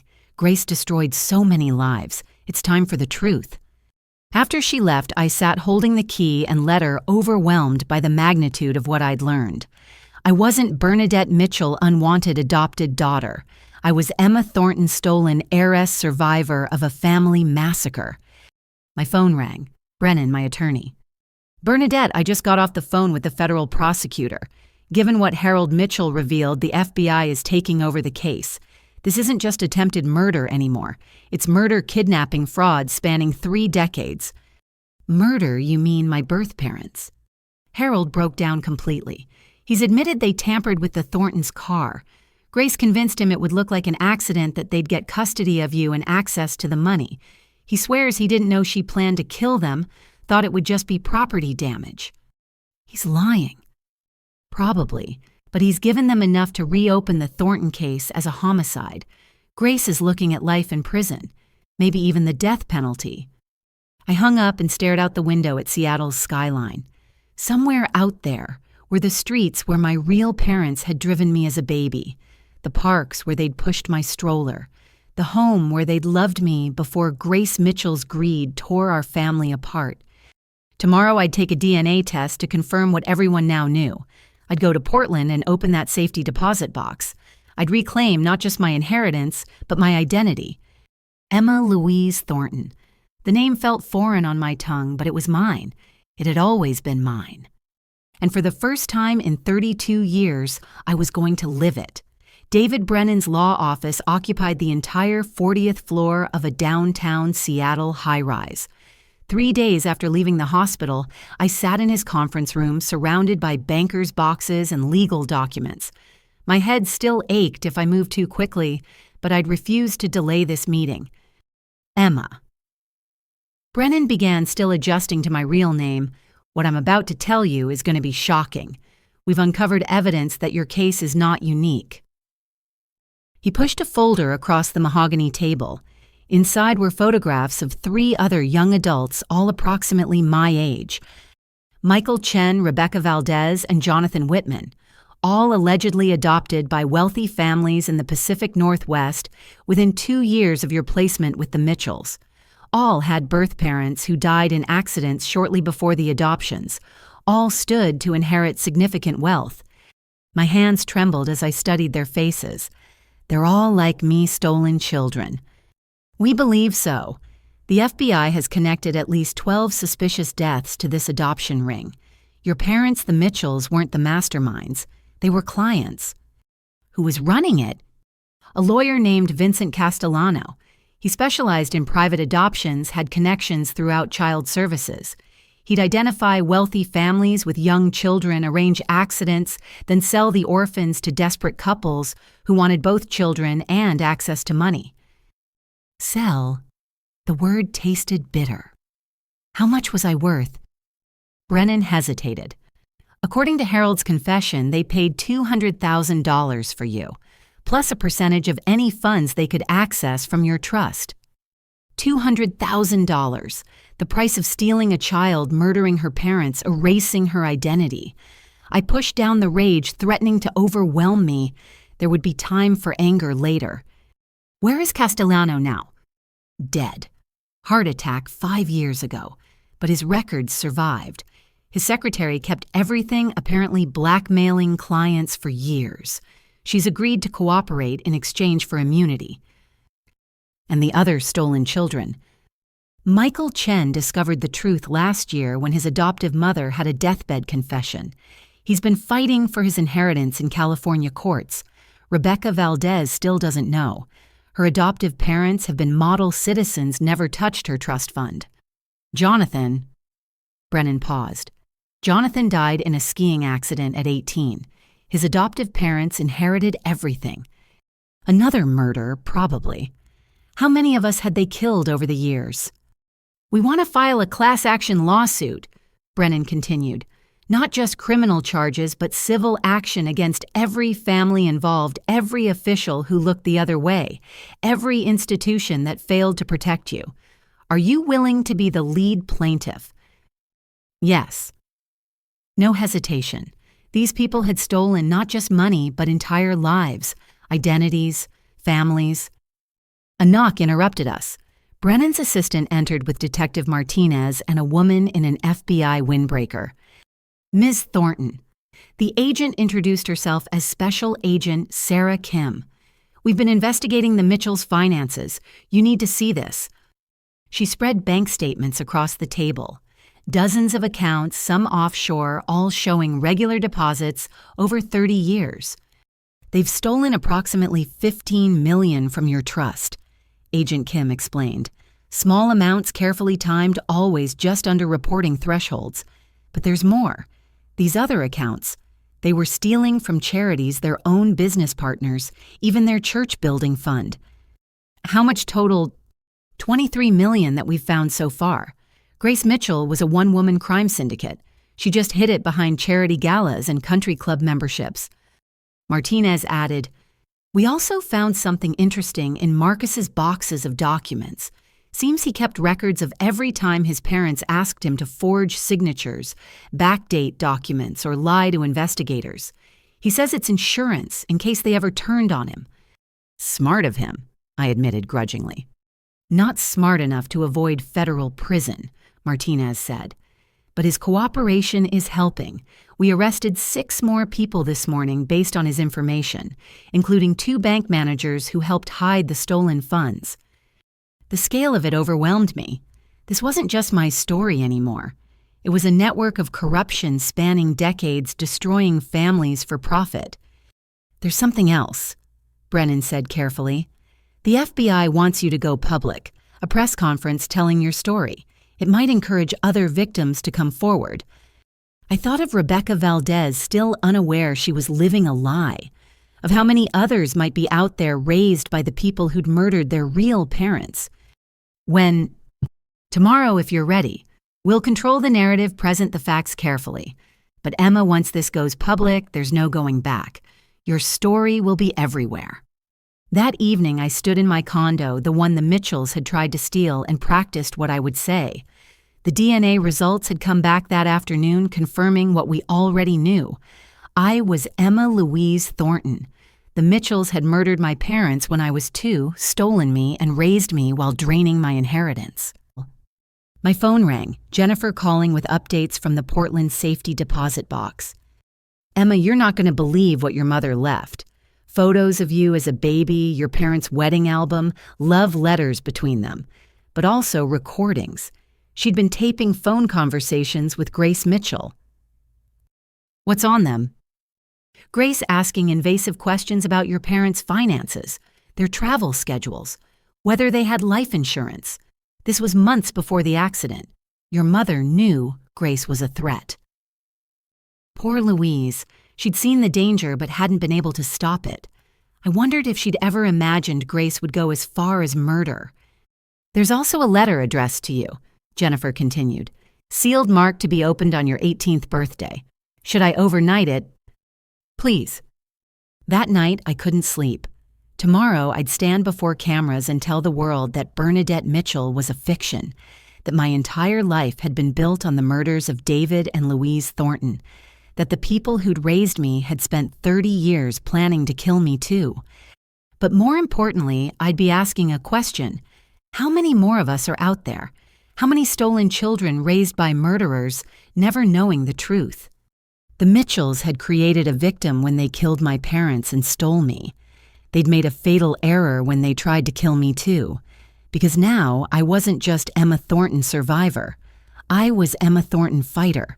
And I was about to bring their entire world crashing down. My phone buzzed with a text from an unknown number. You have no idea what you're starting. Some secrets should stay buried. Walk away while you can. I screenshot it and forwarded it to Agent Kim. Then I typed back, the truth doesn't stay buried. See you at the press conference. Whatever shadows were still out there, whatever co-conspirators were scrambling to cover their tracks, they were about to learn what the Mitchells had discovered. I don't stay down. I don't stay quiet. And I definitely don't walk away.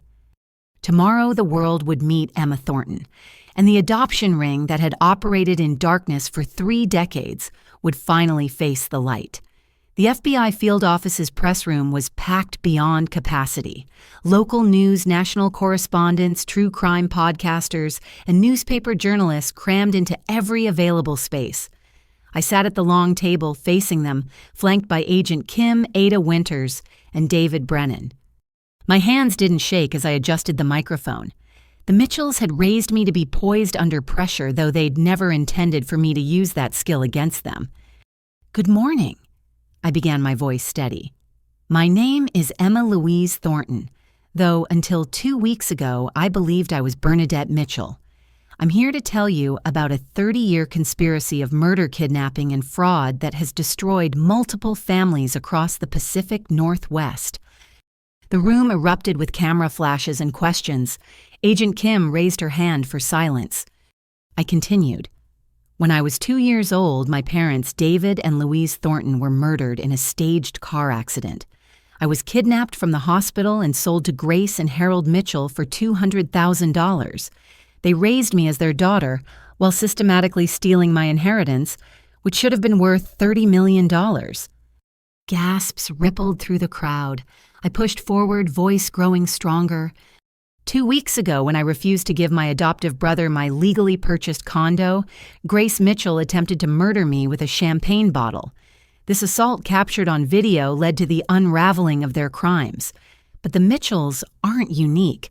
We've identified at least 11 other families who purchased kidnapped children through the same network. I held up the photographs Brennan had shown me. These are just some of the stolen children. We're asking anyone who was privately adopted in the Pacific Northwest between 1990 and 1995 to contact the FBI. You may be a victim without knowing it. The questions came fast and fierce. How did they hide this for so long? Bribes, forged documents, and murdered witnesses, Agent Kim answered. We've arrested 17 people so far, including judges, social workers, and bank officials. What about the other children? We're reaching out to all potential victims, ADA Winters said. Some may choose to maintain their current lives, but they deserve to know the truth. Miss Thornton, how do you feel about the people who raised you? I'd prepared for this question, but it still hit hard. The Mitchells stole everything from me. My parents, my identity, my inheritance. They plotted my murder for insurance money. But they also taught me to be strong, to work hard, to never give up. I'm using those skills to ensure they face justice. What about your biological brother, Marcus? He's cooperating with authorities and will serve time for his role in the fraud. I hope he uses that time to become a better person. The press conference continued for an hour. By the time it ended, my story was trending worldwide. Social media exploded with hashtags like Stolen Children and Hans Okan's Justice for Emma. But the real bombshell came that afternoon. I was back in my condo fielding calls from reporters when Agent Kim called.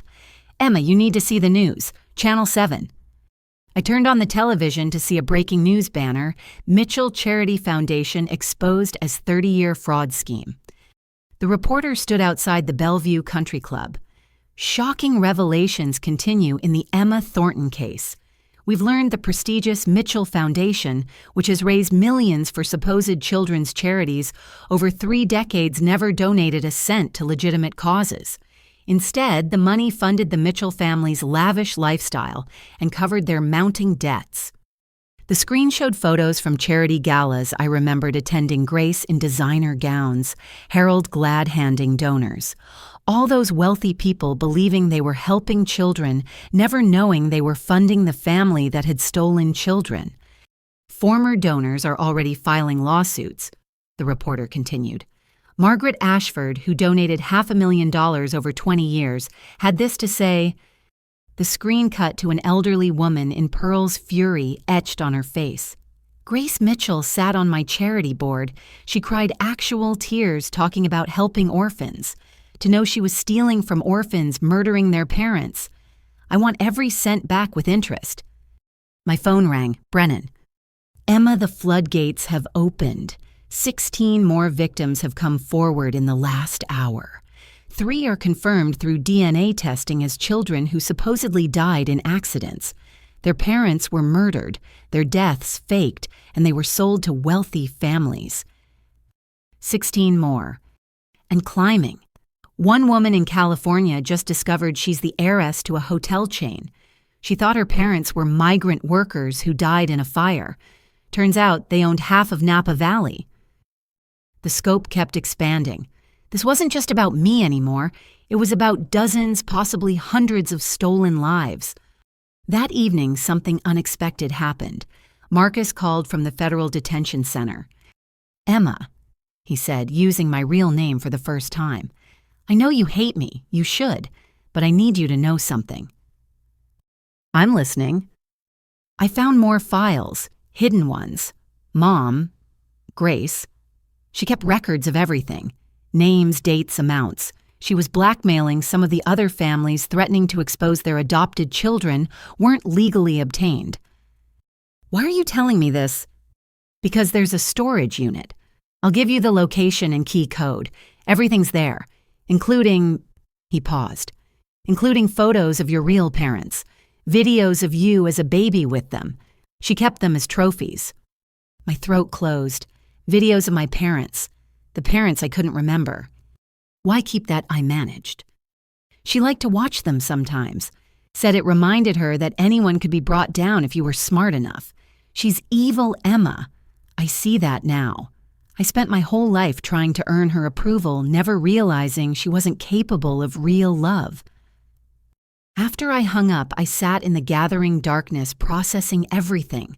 The storage unit would be raided tomorrow, its contents cataloged as evidence. But those videos, those photos, they would eventually be mine. Fragments of a life stolen, but not entirely erased. My laptop pinged with news alerts. The Mitchell scandal had gone international. Forbes was running a feature on the stolen heirs. Netflix had already announced a documentary. Everyone wanted to tell the story of the children sold to their parents' killers. But the biggest shock came in the morning paper. Below the fold, a small article. Stephanie Huang arrested at Canadian border.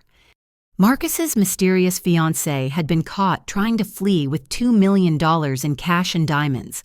She'd been more than a paralegal. She'd been Grace's protégé, learning the art of the grift, planning to start her own version of the scheme in Vancouver. The Mitchell crime family was falling apart, but its poisonous influence had spread wider than anyone imagined. Each arrest led to new revelations, new victims, new horrors, but also new hope. Rebecca Valdez had seen the news and called the FBI. Her adoptive parents had confessed everything, begging her forgiveness.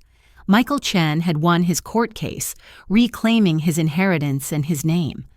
Others were coming forward, supporting each other, building a community of survivors. Standing at my window, looking out at the water view, the Mitchells had tried to kill me for I thought about Louise and David Thornton. My parents, who'd loved me for 2 precious years before Grace's greed tore us apart. They'd never gotten to see me grow up, succeed, survive. But their daughter had survived. Their daughter was fighting back. And their daughter was winning. The Mitchells had thought they were creating a victim. Instead, they'd forged a warrior. And I was just getting started. The federal detention center smelled of industrial disinfectant and despair. I sat in the visiting room watching guards escort Grace Mitchell to the reinforced glass partition. Orange didn't suit her. Neither did the harsh fluorescent lighting that revealed every line of bitterness etched into her face. She settled into the plastic chair with the remains of her old hauteur chin lifted despite the shackles. For 30 seconds, we stared at each other through the scratched barrier. The woman who'd raised me, the woman who'd murdered my parents, the woman who'd tried to murder me. "Hello, Grace," I said, finally deliberately omitting any familial title. Her lips twisted. "Come to gloat, Emma, to see how far the mighty have fallen." "I came for answers. You owe me that much." "I owe you nothing." But something flickered in her eyes. Fear, regret. "You destroyed everything. My reputation, my family, my life's work. Your life's work was built on the bodies of innocent people, my parents, the other children's parents. How many, Grace? How many did you kill?" She leaned back, studying me with the calculating look I remembered from childhood. "Does it matter? They're dead. You're alive, though that wasn't supposed to last much longer. Tell me about the soup." Her facade cracked slightly. "What soup?" "The homemade soup you brought me in the hospital. The one with enough arsenic to kill a horse. Did you really think you'd get away with poisoning me in a building full of medical professionals? It would have worked if that stupid roommate hadn't interfered." The words came out before she could stop them. Her lawyer would have been appalled. "So you admit it. First the champagne bottle, then the poison. How many other ways did you plan to kill me?" Grace's composure finally shattered. "You want to know the truth, fine. You were never supposed to live past 30. The plan was always to wait until you'd built up enough assets, then arrange an accident. But you just kept succeeding, kept growing your wealth. 200,000 turned into a condo worth 700,000. Do you know how much debt Marcus accumulated while you were playing tech princess? That's not my fault." "Isn't it?" She leaned forward, eyes wild. "You had everything. Intelligence, drive, success.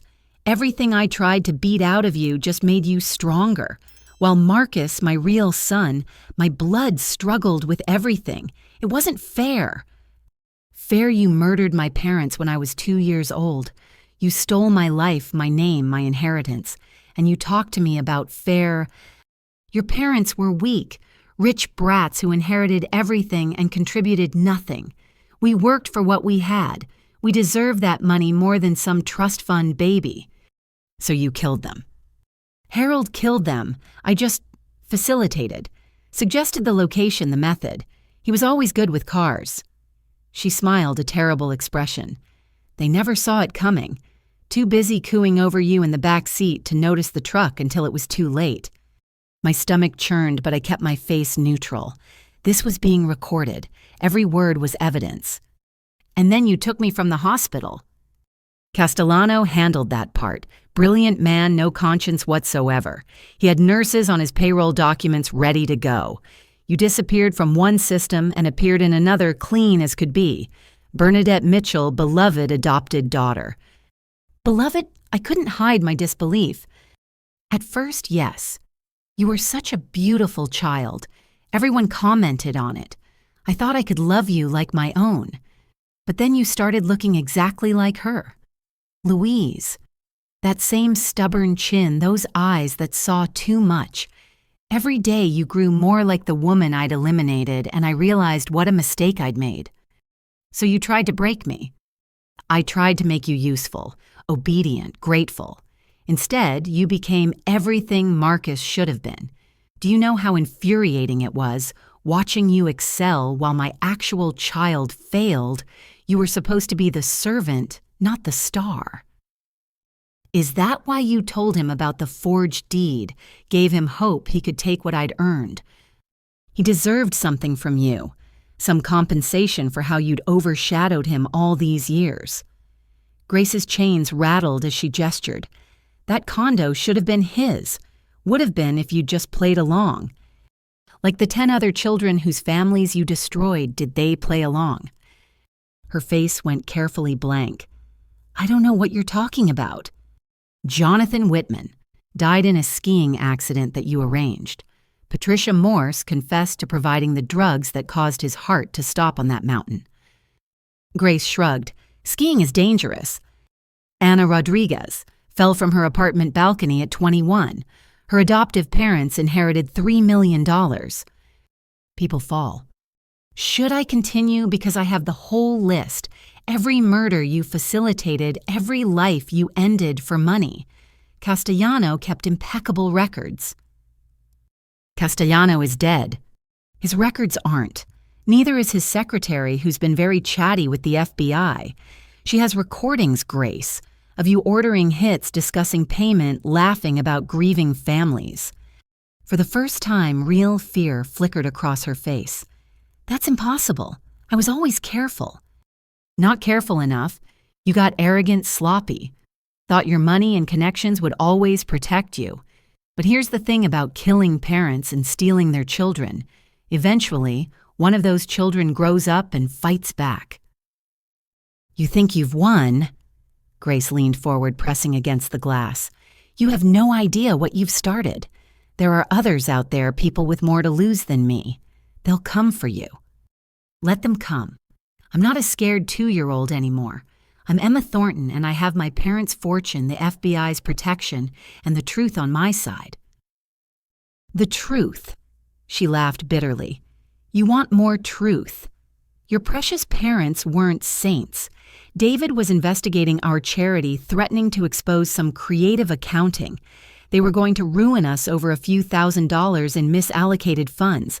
We had to act. So you murdered them for trying to expose your fraud. How is that better? It's practical. Something you learned from me, whether you admit it or not. That ruthless streak that made you successful, that came from being raised by wolves' little girl. We made you who you are. No. I stood preparing to leave. Louise and David Thornton made me who I am. Their love in those first 2 years, their legacy, their blood. You tried to destroy that, but you failed. All you did was teach me how to recognize evil and fight it. Emma, Grace called as I turned away. When they give me the death penalty, will you come watch? I paused at the door. No, you'll die alone, forgotten, while the children you orphaned use their reclaimed inheritances to help others. Your legacy will be nothing but a cautionary tale about greed and cruelty. The last thing I heard was her screaming, wordless rage echoing off concrete walls. The guard at the desk looked concerned. You okay, miss? That sounded rough. I'm perfect, I said, meaning it. She can't hurt anyone anymore. Outside, Agent Kim waited by a black SUV. Did you get what you needed? She confessed to facilitating my parents' murder and poisoning me in the hospital. It's all on tape. That's huge. With her confession and Harold's testimony, she's looking at multiple life sentences, maybe even federal death penalty. As we drove away, I thought about Grace's claim that she'd made me who I was. There was a grain of truth there. Her cruelty had forged my strength. Her greed had taught me the value of honest work. Her hatred had shown me the importance of choosing love. But she was wrong about one thing. I wasn't who I was because of her. I was who I was in spite of her, and that made all the difference. My phone buzzed with a text from Marcus. Watched Mom on the jail cam. Thank you for facing her. I couldn't have done it. Maybe there was hope for him after all. Prison had a way of clarifying what really mattered. For Marcus, that seemed to be finally seeing Grace for the monster she was and choosing to be better. The war wasn't over. Grace's warning about others coming for me was probably true, but I'd faced the woman who'd haunted my nightmares for 30 years and walked away stronger. Whatever came next, I was ready. The Washington State Federal Courthouse buzzed with activity as the most complex criminal case in Pacific Northwest history prepared for trial. I sat in a secure conference room with the prosecution team, surrounded by evidence boxes that told the story of 30 years of murder, fraud, and stolen lives. "We have a problem," Ada Winters announced, entering with a grim expression. "Harold Mitchell attempted suicide in his cell last night." My coffee cup paused halfway to my lips. "Is he alive, under psychiatric watch? But his lawyer is arguing he's mentally incompetent to stand trial." She dropped a stack of papers on the table. "However, we have good news too. Stephanie Huang wants to make a deal." Agent Kim pulled up a video on her laptop. She's offered full testimony about the Mitchell operation in exchange for a reduced sentence. Watch this. The screen showed Stephanie in an interrogation room, her previous polish replaced by desperation. "I have recordings," she was saying. "Grace trained me personally. She taught me how to forge documents, how to identify vulnerable targets, how to make murders look accidental. I recorded everything as insurance." "How many recordings?" the interrogator asked. "Dozens, including her discussing Emma Thornton's parents planning the hospital poisoning and—" Stephanie paused. "And coordinating with other families in the network. The Mitchells weren't working alone." My hands clenched. "She has Grace on tape planning my parents' murder." "Not the original murder," Agent Kim clarified, "but discussing it after the fact, including details only the killer would know. Combined with Harold's confession, it's damning." David Brennan spread crime scene photos across the table. "We need to prepare you for what's coming, Emma.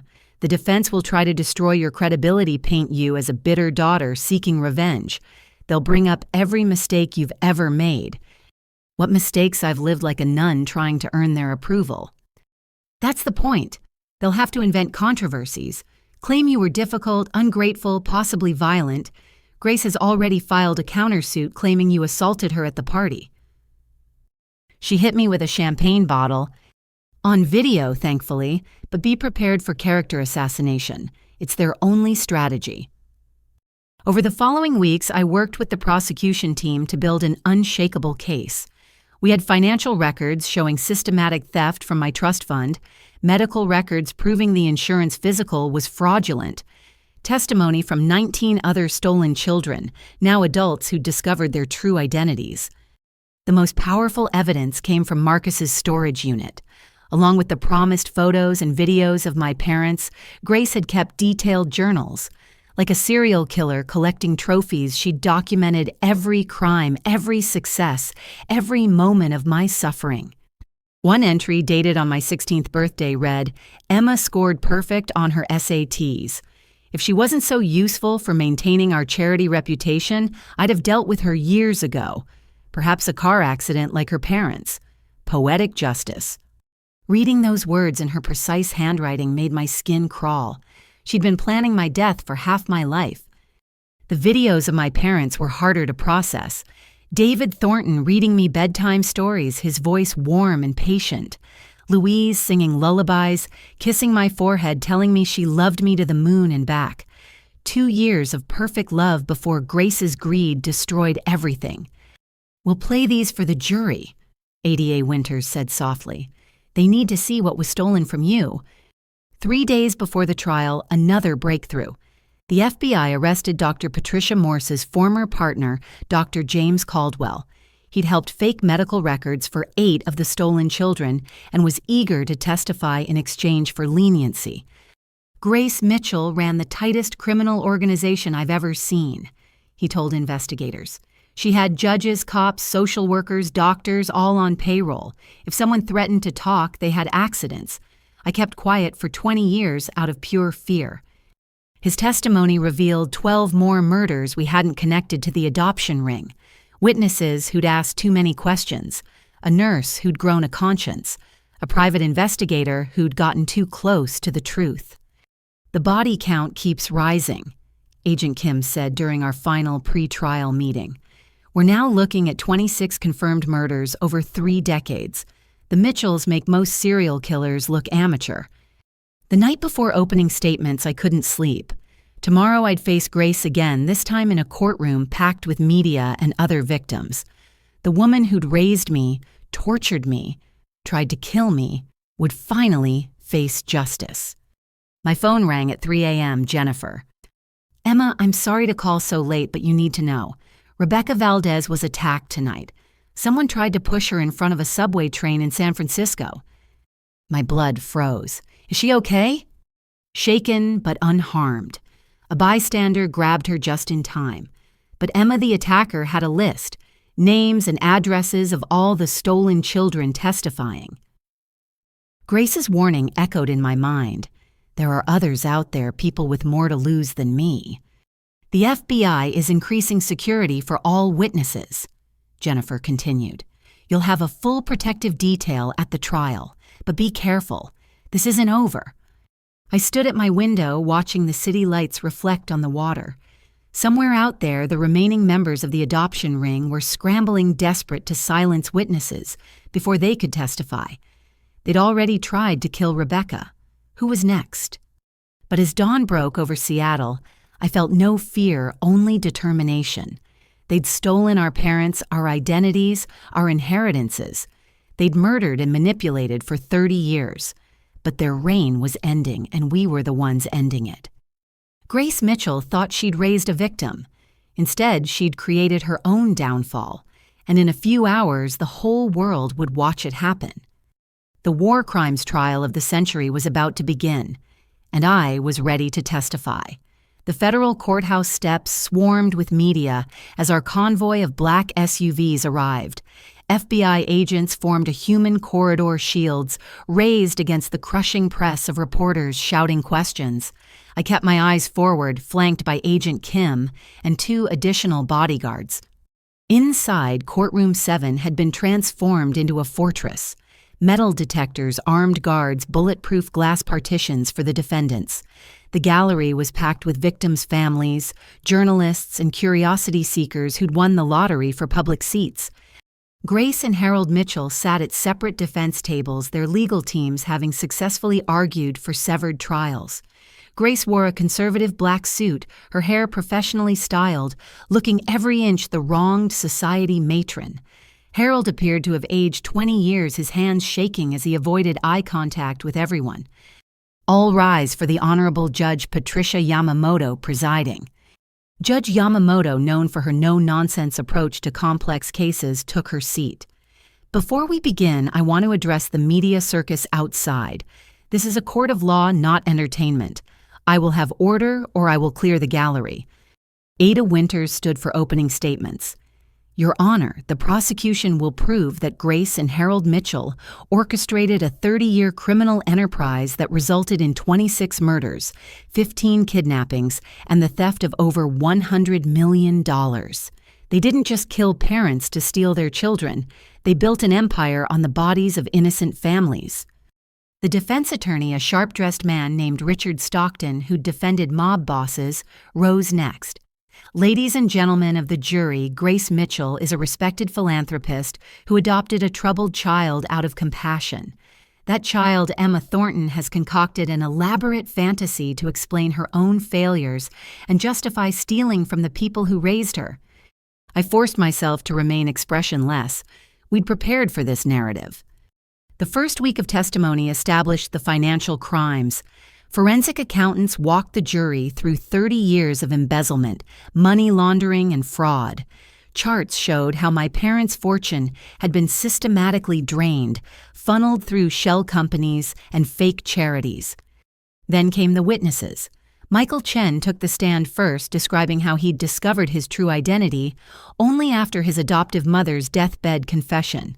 Rebecca Valdez testified via video link still shaken from the attempt on her life. One by one, 19 stolen children told their stories. But the most dramatic moment came when Stephanie Huang took the stand. State your name for the record. Stephanie Huang. I was engaged to Marcus Mitchell and trained by Grace Mitchell in what she called the family business.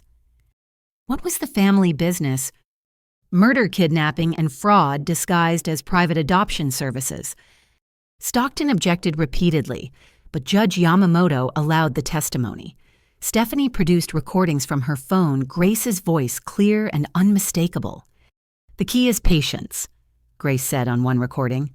You identify the targets, study their routines, wait for the perfect moment. Emma's parents were easy. They were so predictable, same route every night. Harold just had to time it right. The courtroom sat in stunned silence as recording after recording played. Grace discussing poison dosages, laughing about grieving families, planning my death with the casual tone of someone organizing a dinner party. Why did you record these conversations? Ada Winters asked. Insurance. Grace taught me to always have leverage. I knew if things went bad, she'd throw me under the bus. The recordings were my protection. Did Grace Mitchell ever express remorse for her crimes? Never. She said weak people deserved to be exploited, that if parents couldn't protect their children, they didn't deserve to have them. When my turn came to testify, I wore my mother's pearl necklace recovered from the safety deposit box. Louise Thornton's presence gave me strength as I swore to tell the truth. Please state your name for the record. Emma Louise Thornton, formerly known as Bernadette Mitchell. For 3 hours, I walked the jury through my life. The childhood of conditional love always second to Marcus. The discovery of the forged deed. The confrontation at the party. Waking up in the hospital to learn my entire life was built on lies. How did you feel when you learned the Mitchells had murdered your parents? Destroyed, then angry, then determined to get justice not just for me, but for all the families they'd destroyed. Stockton's cross-examination was brutal. Isn't it true you were a difficult child, defiant, ungrateful? I was a child who worked constantly for approval that never came. I wasn't difficult. I was surviving. You claim Grace Mitchell tried to poison you in the hospital. Do you have any proof besides your word? The arsenic found in the soup she brought me. The security footage of her entering my room. Her confession to me at the detention center, which was recorded. Ah, yes, the jailhouse visit. Tell me, Miss Thornton, or should I say Miss Mitchell, how much money do you stand to inherit if Grace Mitchell is convicted? I don't want their money. I want justice for my murdered parents. But you will inherit, won't you? The civil suits alone could net you millions. Any money recovered will go to a foundation for the other victims. I have my parents' inheritance. I don't need blood money. The breaking point came on day 12. Harold Mitchell, against his lawyer's advice, decided to testify. Whether from guilt fear or a desperate bid for leniency, he took the stand. Mr. Mitchell. His own attorney began carefully. Tell us about the night of March 20th, 32 years ago. Harold's voice came out as barely a whisper. Grace had been planning it for months. She knew the Thorntons' routine knew that curve had no guardrails. I was supposed to just tap their bumper, make them swerve, damage the car. But what Mr. Mitchell? But Grace had tampered with my truck. Weighted the front, reinforced the bumper. When I hit them, it wasn't a tap. It was like hitting them with a battering ram. Their car went straight over the cliff. Gasps echoed through the gallery. Even Grace's carefully controlled expression cracked. "I wanted to call for help," Harold continued, tears streaming. But Grace was there in seconds. She'd followed in another car. She looked over the edge, saw they were still alive, and she made me leave them, said it was cleaner this way. What about the child, Emma?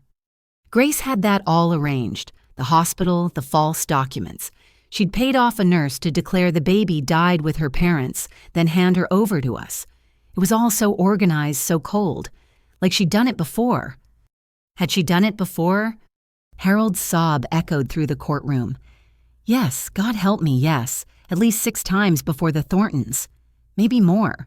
She called it harvesting, like those children were crops to be collected. The defense table erupted. Stockton objected frantically while Grace hissed at Harold to shut up, but the dam had broken. Harold confessed to everything, every murder, every kidnapping, every forged document. By the time he finished, several jurors were in tears. Judge Yamamoto called a recess. In the hallway, victims' families embraced finally having answers to decades-old questions. I stood apart processing Harold's testimony. My parents had been alive after the crash. They might have survived if not for Grace's cold calculation.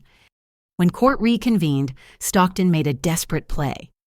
"Your Honor, given Mr. Mitchell's obvious mental breakdown, I move for a mistrial." Motion denied. The witness appeared competent and responsive. "Continue, counselor." But there was nowhere to continue to. The case was effectively over. Harold's confession combined with Stephanie's recordings and the mountain of physical evidence left no room for doubt. 2 days later, closing arguments felt almost anticlimactic. Ada Winters methodically laid out 30 years of crimes, while Stockton half-heartedly argued for reasonable doubt.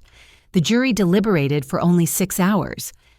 On the count of murder in the first degree of David Thornton, we find the defendant, Grace Mitchell, guilty. On the count of murder in the first degree of Louise Thornton, we find the defendant guilty. The verdicts continued for 20 minutes. Guilty on all counts. Murder, kidnapping, fraud, attempted murder conspiracy. Grace Mitchell would never see freedom again. She turned to stare at me as the guards prepared to lead her away. No remorse, no fear, just cold hatred. "This isn't over," she mouthed. But it was. For her, at least, it was finally over. 3 weeks after Grace's conviction, the federal courthouse reconvened for sentencing. The building bristled with even tighter security following 2 attempts on witnesses' lives, both thwarted by FBI intervention. I sat in the front row of the gallery, surrounded by fellow survivors, who'd become an unexpected family bound by shared trauma. Judge Yamamoto entered with a thick folder, her expression grave.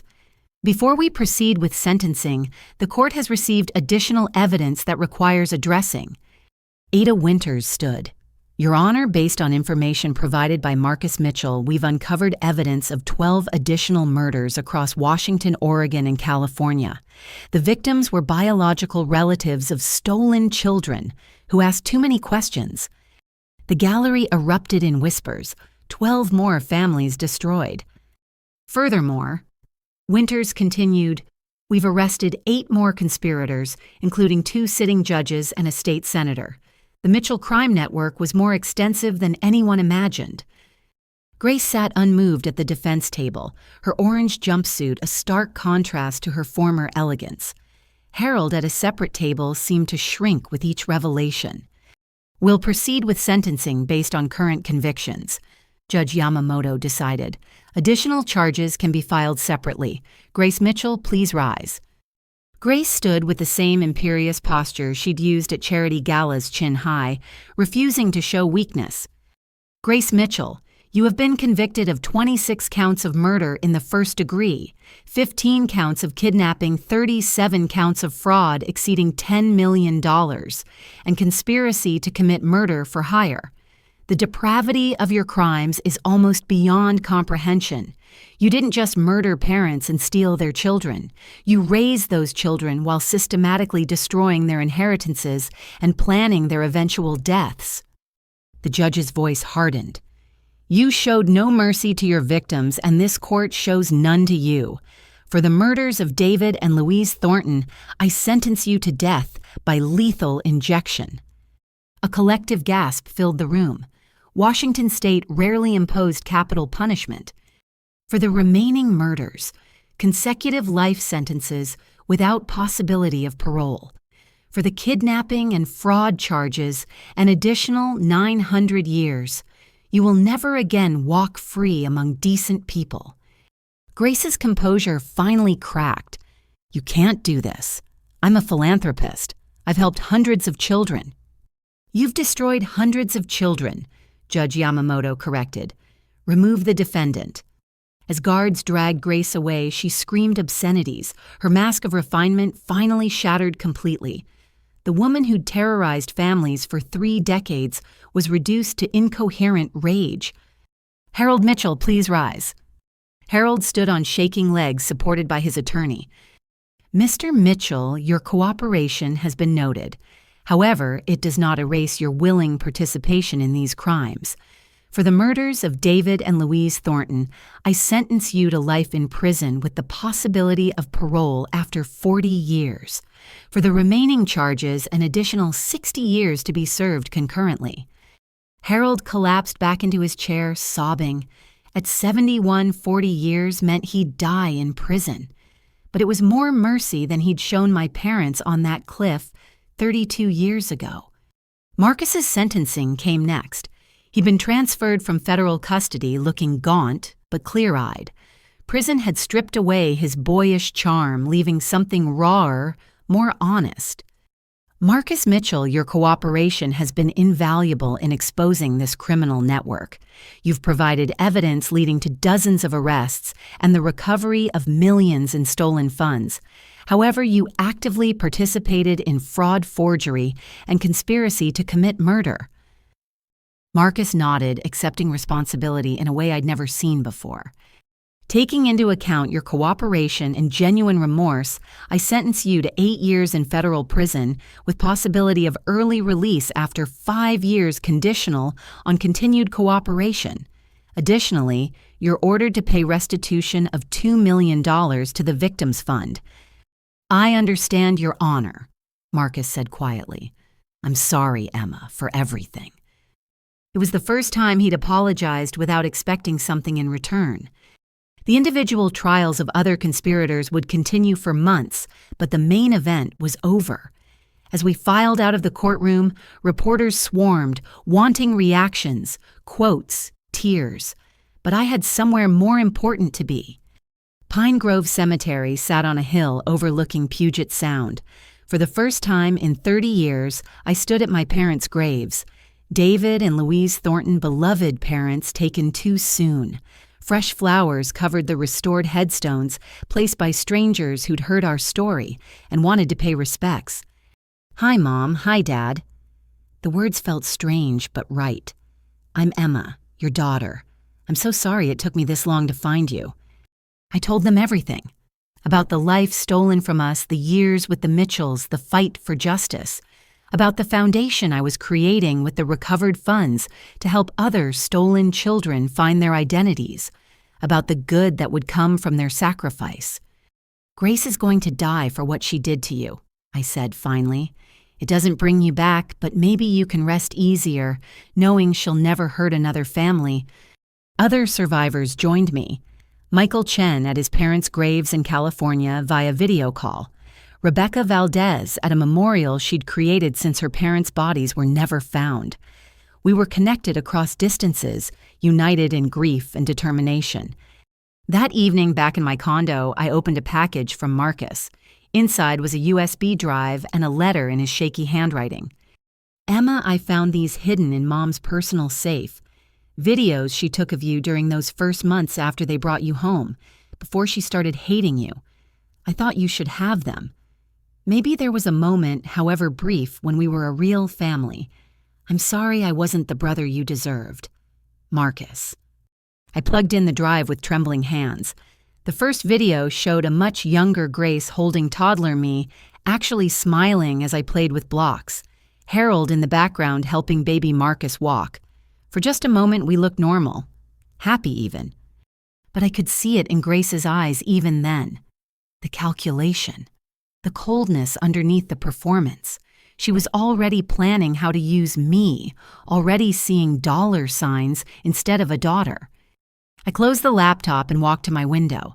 The sun was setting over Elliott Bay, painting the water gold. Somewhere out there, more conspirators were being arrested. More stolen children were learning their true identities. More families were finding closure. The Mitchells had thought they were building a criminal empire. Instead, they'd created an army of survivors determined to seek justice. Grace would die alone in a concrete cell, while we would live surrounded by chosen family, bonded by truth, stronger than blood. My phone buzzed with a text from Agent Kim. Just arrested the last known member of the network. It's over, Emma. It's finally over. But it wasn't over, not really. The healing would take years. The legal battles would continue. The search for more victims might never end. But the reign of terror was finished. The monsters who'd stolen children and murdered parents would never hurt another family.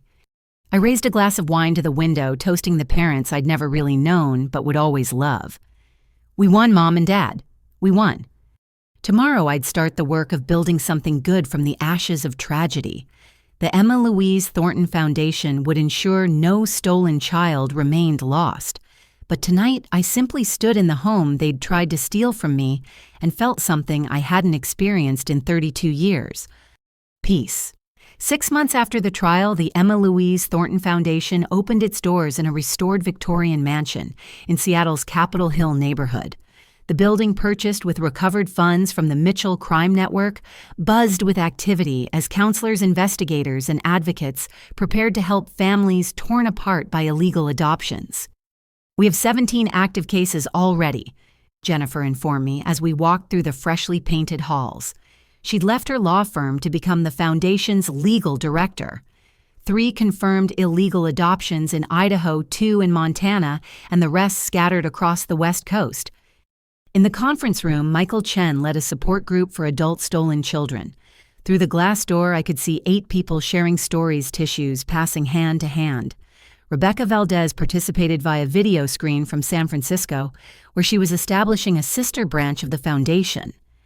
The ripples keep spreading, I said. Every case we solve leads to 2 more. My phone rang. Agent Kim, now our liaison with federal law enforcement. Emma, we have a situation. There's a woman in Portland claiming her daughter was stolen 25 years ago. The details match our pattern, but there's a complication. The child was raised by a police chief who's now a state representative. Send me the file. We'll handle it carefully. This was the hardest part, telling successful, seemingly happy adults that their entire lives were built on murdered parents. Not everyone wanted to know the truth. Some preferred the lie.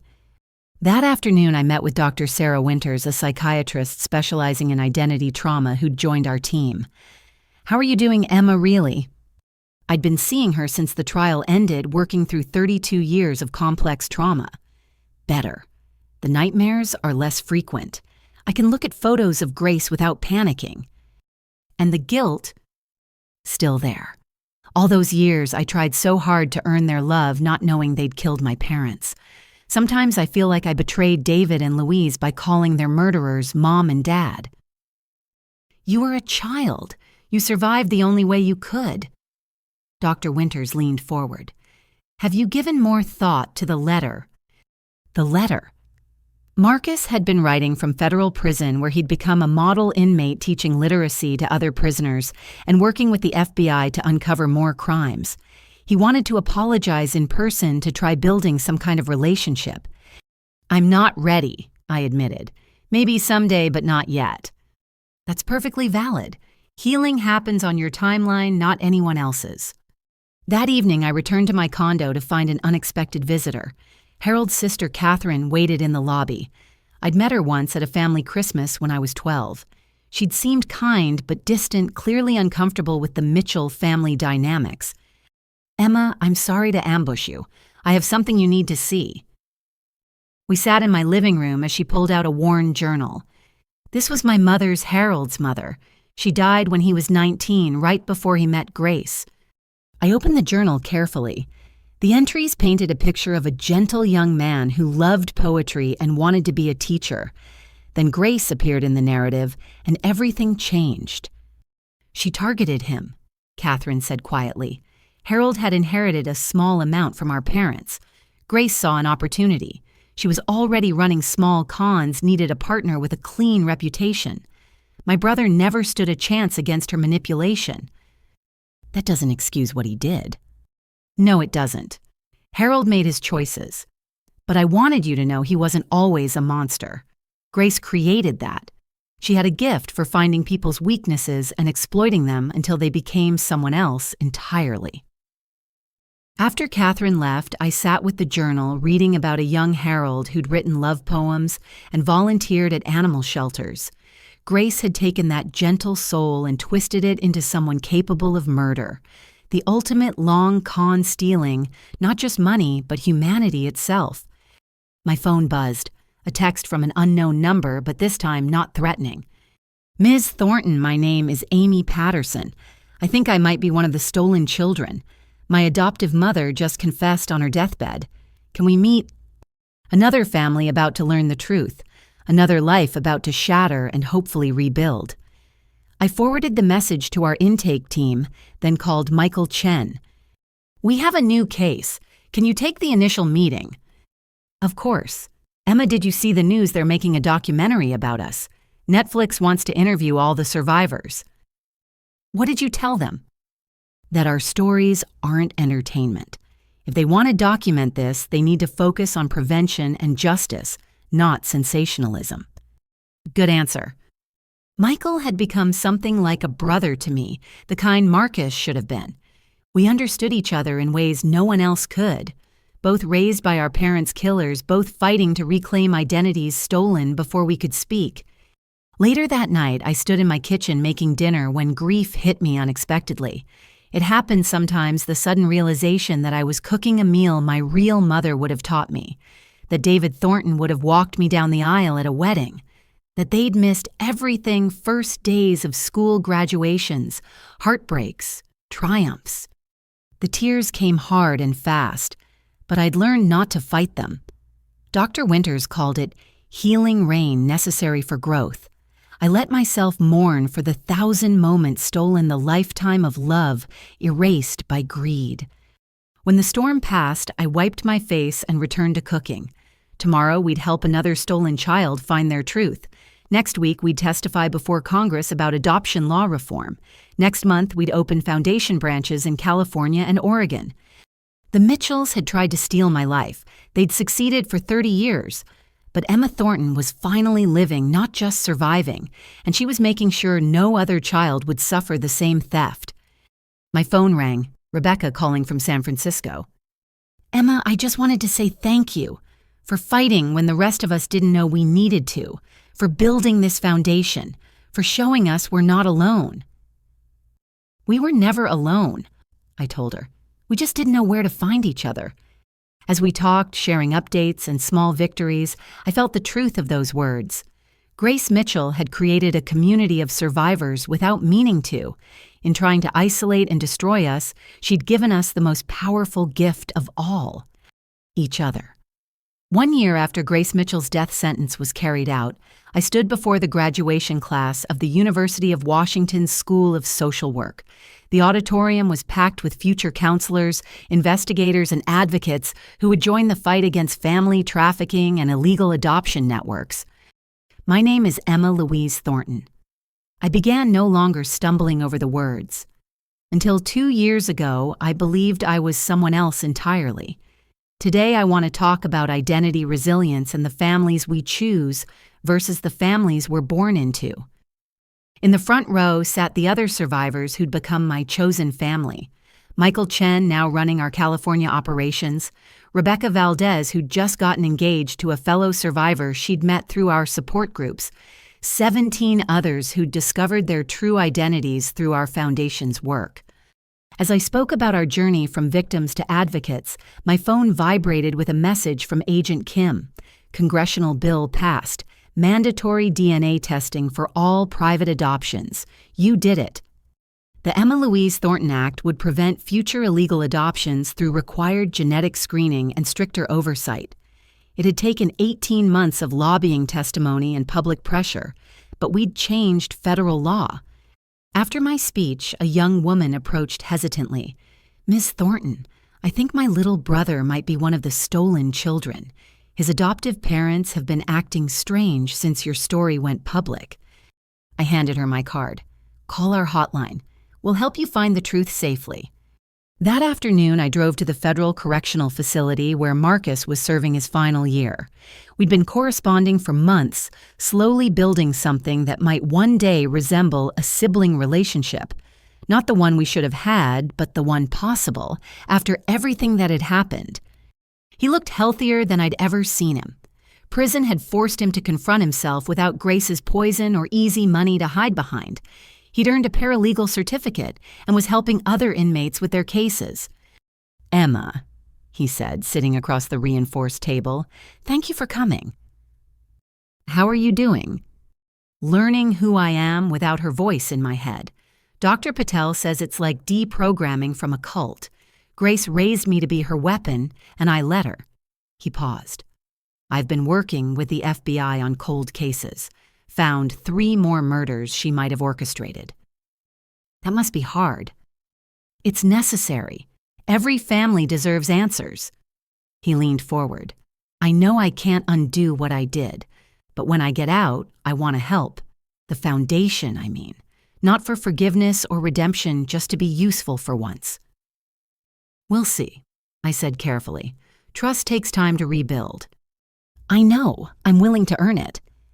As I left the prison, I thought about second chances and the possibility of change.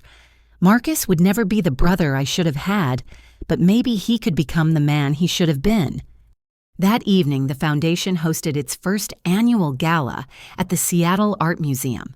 300 supporters gathered to raise funds for our expanding operations.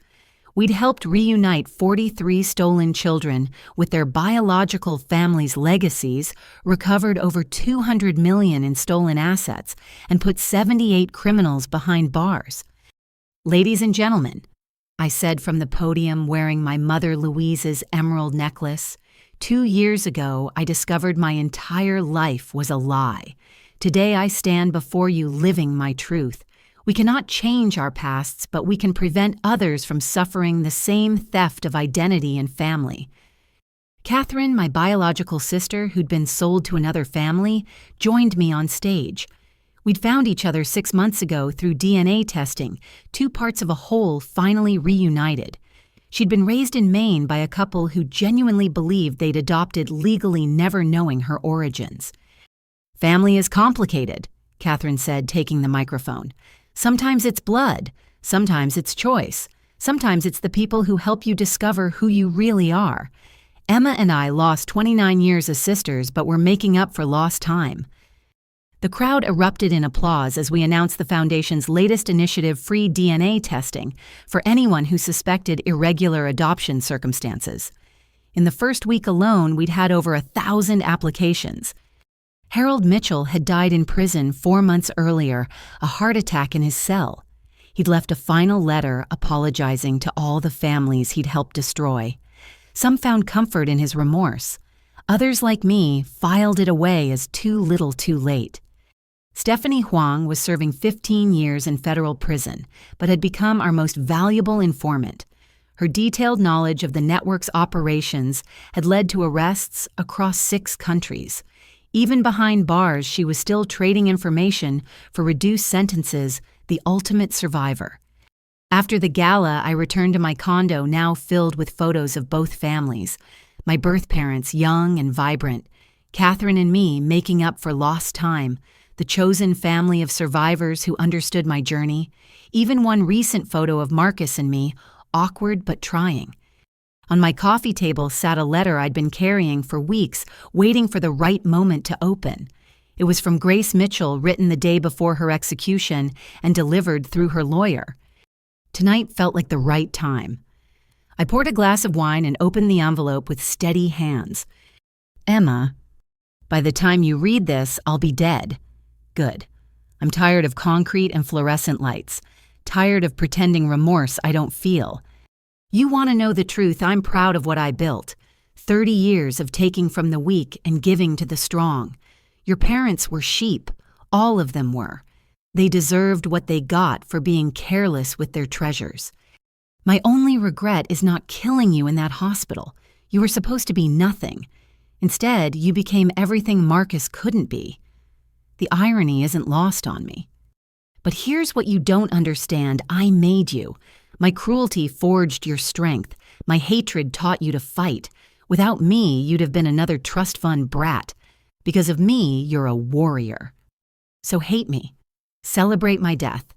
Build your little foundation. But remember, every victory you achieve, you owe to me. I'm in your blood now, whether you share my DNA or not. See you in hell, Grace. I read it twice, then carried it to my fireplace. The paper caught quickly, Grace's poison turning to ash and smoke. She was wrong about so much, but especially about this. She hadn't made me strong. She'd tried to break me. I'd made myself strong despite her. As the last of her words burned away, I thought about Louise and David Thornton, about the love they'd given me in those precious 2 years, about how that love had somehow survived 3 decades of abuse, buried deep but never extinguished. That's what Grace never understood. Love is stronger than hate. Truth is stronger than lies. And the human spirit, when it refuses to break, is stronger than any cruelty. My phone buzzed with messages from other survivors, sharing wins and struggles, supporting each other through the complex journey of reclaimed identity. Tomorrow we'd open 3 more foundation offices. Next month we'd testify at the United Nations about human trafficking through illegal adoption. But tonight I stood in the home they'd tried to steal and felt profound gratitude for survival, for justice, for the strange, painful, beautiful journey that had led me back to myself. Emma Louise Thornton, daughter of David and Louise, sister to Catherine, friend to fellow survivors, fighter for the lost and stolen. Finally, fully, completely myself. And ready for whatever came next. What would you do if you discovered your entire life was built on lies? Have you ever had to fight for your identity or stand up against powerful family members? Share your thoughts in the comments below. If this story moved you, please hit that like button and subscribe to hear more powerful stories of survival and justice. Share this video with anyone who needs to hear that they're not alone in their fight for truth. Thank you for joining me on Emma's incredible journey. Remember, you are stronger than those who try to break you, and your truth deserves to be heard. Until next time, keep fighting for what's right, and never let anyone steal your story.